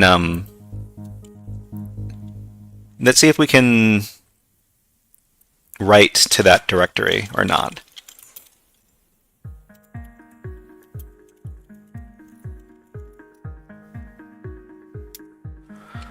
Okay, so it belongs to data, but we can't write to the directory. We can read the directory and we can execute in the directory. We are the dev user, so we can't write anything to this directory. But maybe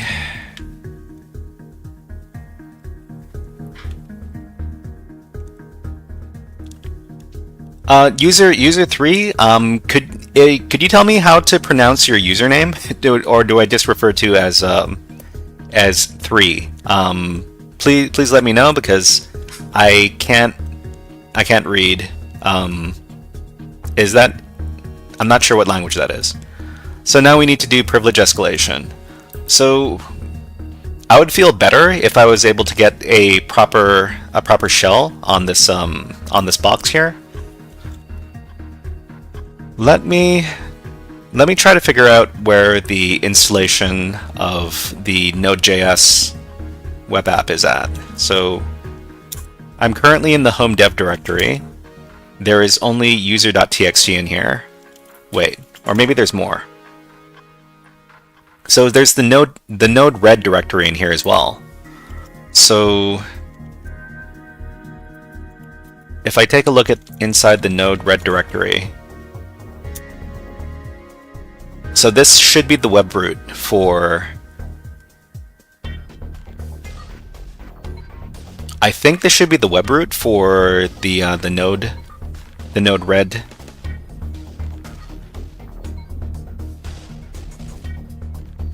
Okay, so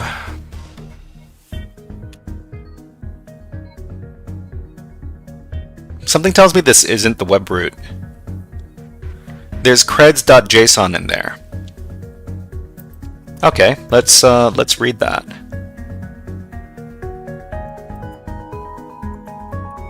Actually, no, it's cat. Cat. What was it? Dot node red flows cred JSON. Okay, I'm not sure. I'm gonna copy this and keep it in my notes. I don't know if I can necessarily use this. This isn't the web root. I don't think because there's no index or src. There's no server to listen. This is a configuration directory. So I would like to figure out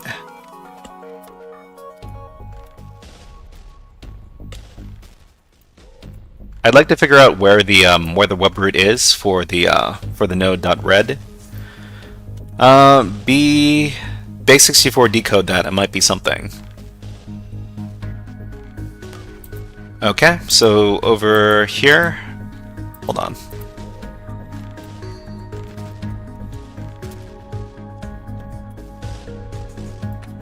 Base64 decode this. Nope. Not this time. Okay. Whoops. Actually, you know what we could do? We could do a search.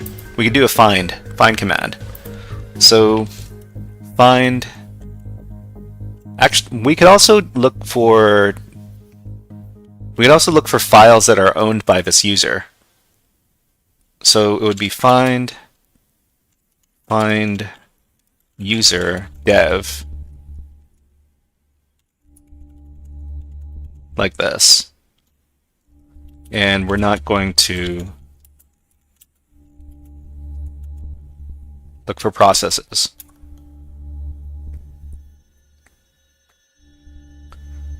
So let's see. What are the files owned by this user?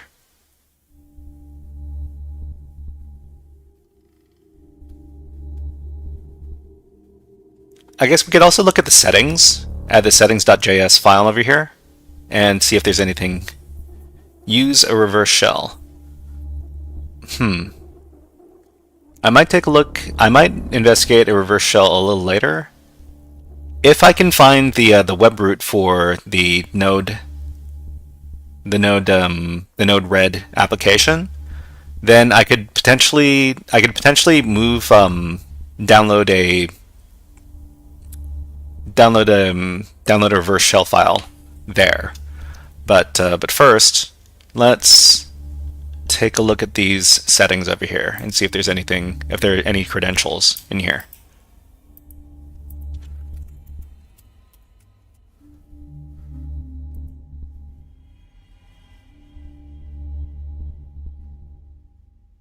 Okay, nothing in here.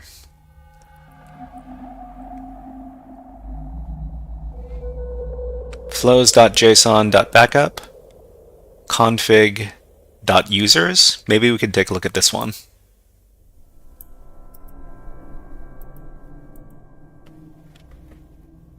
Vexlin, what is going on right now? So we're just doing some hacking against a web server, and we got remote code execution on the web server, which means that we can do some snooping around, and that's what I'm doing right now. I'm looking for some credentials in the system here.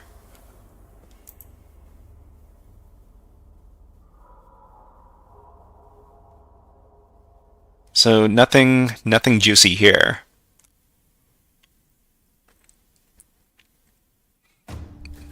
Did I take a look at this settings.js file already? I think I might have.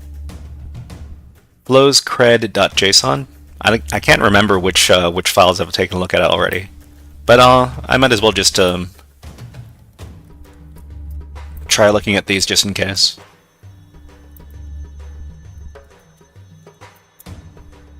So yeah, that was this one. Okay. Let's see if there's anything in the op directory. Nope. Let's take a look at what's in the home directory. So dev is the only user on the system, it looks like.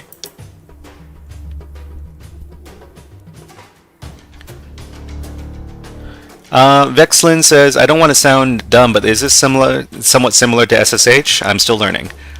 So this is basically a web shell. So we're using the web interface to run commands on the web server. This is not SSH. It's a lot less. There are a lot less capabilities on this shell than there are on something like SSH. But we are able to run commands on the web server remotely. So that's it's not as nice as having an SSH shell. Let's put it that way. After an RCE is established, you should use a reverse shell. So okay. We can try. Let's take a look at something like reverse shell cheat sheet. And let's try something from Pentest Monkey over here. So we've got all of our different ways to get reverse shells. Let's try the Netcat version over here, using named pipes. So first of all, let's craft this over at another terminal. So I like to do reverse shells on port 443 because it's less likely to be blocked by the firewalls or the permissions. Oh no, wait. My system is at 22. Okay, so let's try this command for reverse shell connection.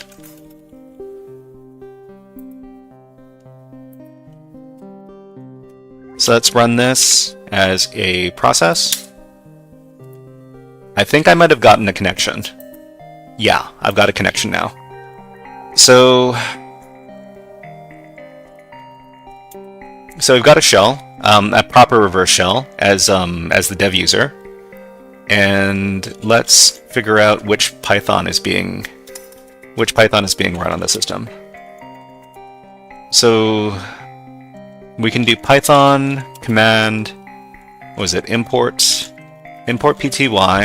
pty.spawn, and we're going to give us a bin bash shell to upgrade our current shell slightly. Okay, all right, we've got a proper reverse shell connection now. So you're accessing other shells with another shell. It's shells within shells within shells. It's shells all the way down. Whoops, don't have clear. Okay, so let's take a look at the processes running on the system. So we've got... Oh, you know what we need to do? We need to figure out if we have sudo permissions. Okay, this was much easier than I thought it was going to be. So it looks like we can run as root and no password. We can run the node binary. So I wonder if node is part of GTFO bins. Let me check. So usually when you're able to run some command as sudo as the root user, that's the way to get privilege escalation on the system. So over at GTFO bins,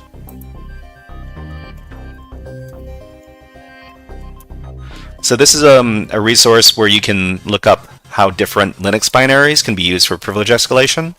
It's a very useful website, and I'll just leave the link in the chat.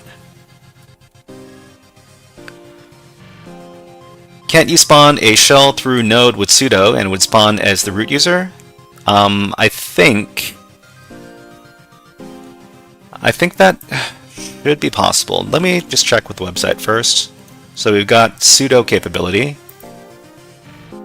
If the binary is allowed to run as super user by sudo, it does not drop elevated privileges and may be used to access the file system, escalate or maintain privileged file access. So I think we should be able to just run this command over here to spawn a root shell. Opinion on Arch Linux. I don't use Arch Linux, but I haven't explored Arch Linux, so I don't have much of an opinion on it. But the people who are very passionate about Arch Linux, they will tell you that they are passionate about Arch Linux. So let's run this command over here. Sudo is saying please, basically, good because of how simple it is to install software. I'm not, so I'll say right now, I'm not a Linux power user. I'm basically a Linux casual user. So let's run this command over here. Who am I? I am root. Okay. So that was, I thought it was going to be more difficult than that, but what we can do is we can redeem our Batman redeem. So this one is from the Batman movie from a long time ago. What are you? I'm system root.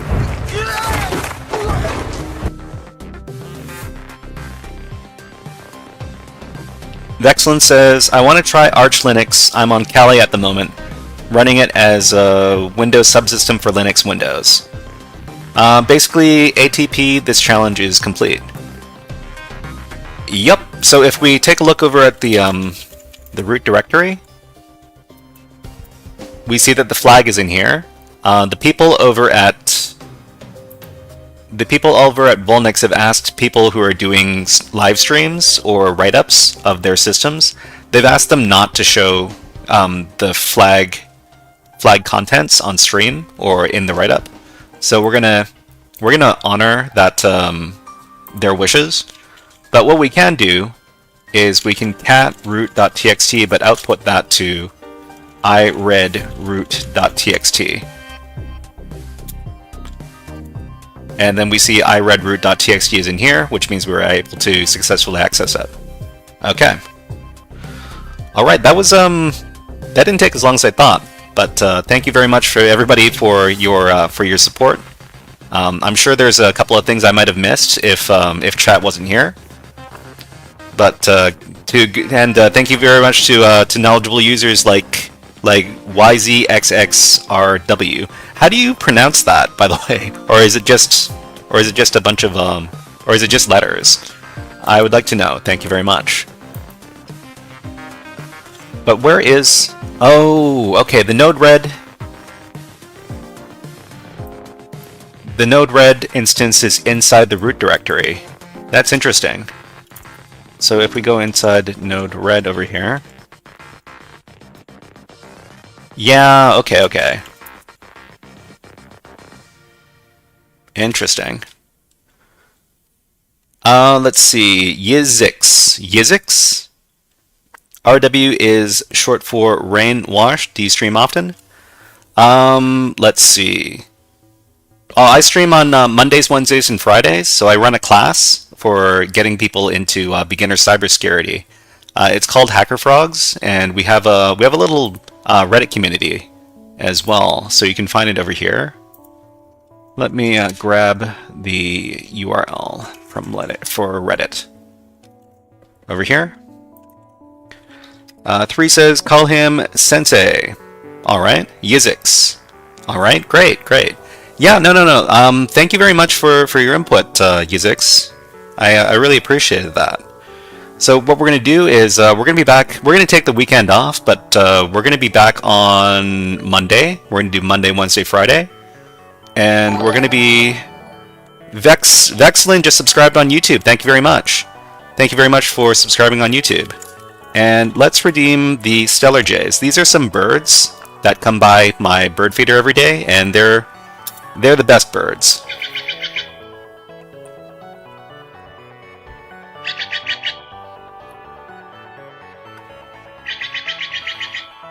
Yizik says, "Can I become a teacher? Can I become a teacher? You want to teach the HackerFrogs program?" I'm not sure what you're asking here.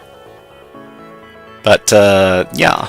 So this is yeah, so on this website we're trying to get people into cybersecurity, and we've got a bunch of different resources and stuff. This is to let people know that anybody can get into cybersecurity. You don't need to be super technical. You just need to have a desire to learn about stuff. A teacher for my program? Well, potentially. I'm still writing the program right now. I've got my course for Linux and Python and beginner's web app security, but I'm planning on writing a few more courses, like stuff on digital forensics and cryptography and network hacking, like this kind of stuff. Currently learning networking right now. Binary code. It's annoying but easy. Annoying but easy. Okay, well, I've never heard people talk about binary code as annoying but easy before. By binary code, do you mean stuff like are you talking about assembly, or are you talking about actual bytecode stuff?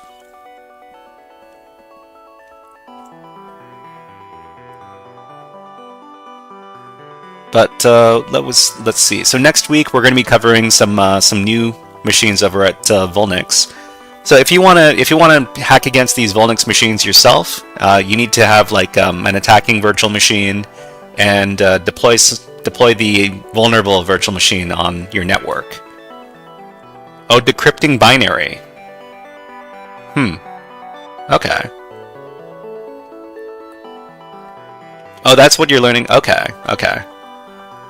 So next week we're going to be doing the noob machine over here, number 27, and then we'll be doing the look machine, and then we're going to be doing the beginner machine over here. So that's going to be next week. We're going to be taking the weekend off because I can't do too many of these long streams. I actually recently tried doing the next level up from the lowest level machines on this network, on this website. So the lowest level on this website are called the low level challenges. I tried one from the easy level, and it feels like beginner machines from the Hack the Box website. So I don't know if anybody here has ever tried using Hack the Box before, but Hack the Box is notorious for their easy level machines being not so easy. And that's the kind of feeling I got when I started doing the easy level machines from Volnix over here.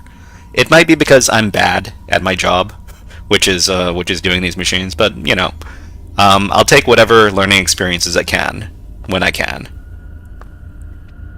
But with that said, oh, I also have a YouTube channel. I guess you all know that I have a YouTube channel because you're watching the YouTube channel right now, but I've got all sorts of cybersecurity stuff here, and in particular, if you don't know how to set up, I guess everybody here knows how to set up a Macaulay Linux machine, which is good. Mostly, what I've been uploading these days have been PicoCTF challenges, and if you take a look over at the videos, I've been mostly doing for digital forensics challenges over here, because that's the next. That's the next course that I'm developing. next course that I'm developing for the HackerFrogs program. But Yizix, if you want to, if you're interested in talking more, you can go ahead and leave me a message on YouTube, or you could leave me a message in Reddit over here, and we can get talking. I think your passion for learning technology is really great, especially considering that you're still in high school. And yeah, if we could talk, that'd be great. I'm happy to talk to anybody about cybersecurity stuff. And otherwise, we're going to try raiding into another channel over on Twitch, and we'll see if anybody from the cybersecurity community is streaming right now. So, if you're interested in InfoSec streaming channels, there's this website over here called infosecstreams.com, and it has a bunch of creators who specialize in doing cybersecurity content. For example, we've got this person over here, Het Tennis, and let me see what they are doing, because I'm probably going to be raiding into their channel. So it looks like Het Tennis is doing some gaming. What is this? I'm not sure. Okay, but they're they're the only cybersecurity channel online right now, so we're going to raid into them. Please, everybody, help support the cybersecurity community by joining in the raid. Let's see, /raid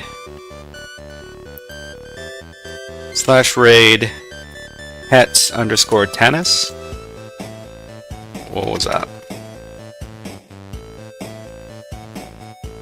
So, but before we do that, let's do one last Hack the Planet. Hack the planet! Hack the planet! Alright, thank you everybody for watching today, and we're going to be back on Monday. Have a great weekend, and please participate in the raid and support the cybersecurity streamer community. See you next time.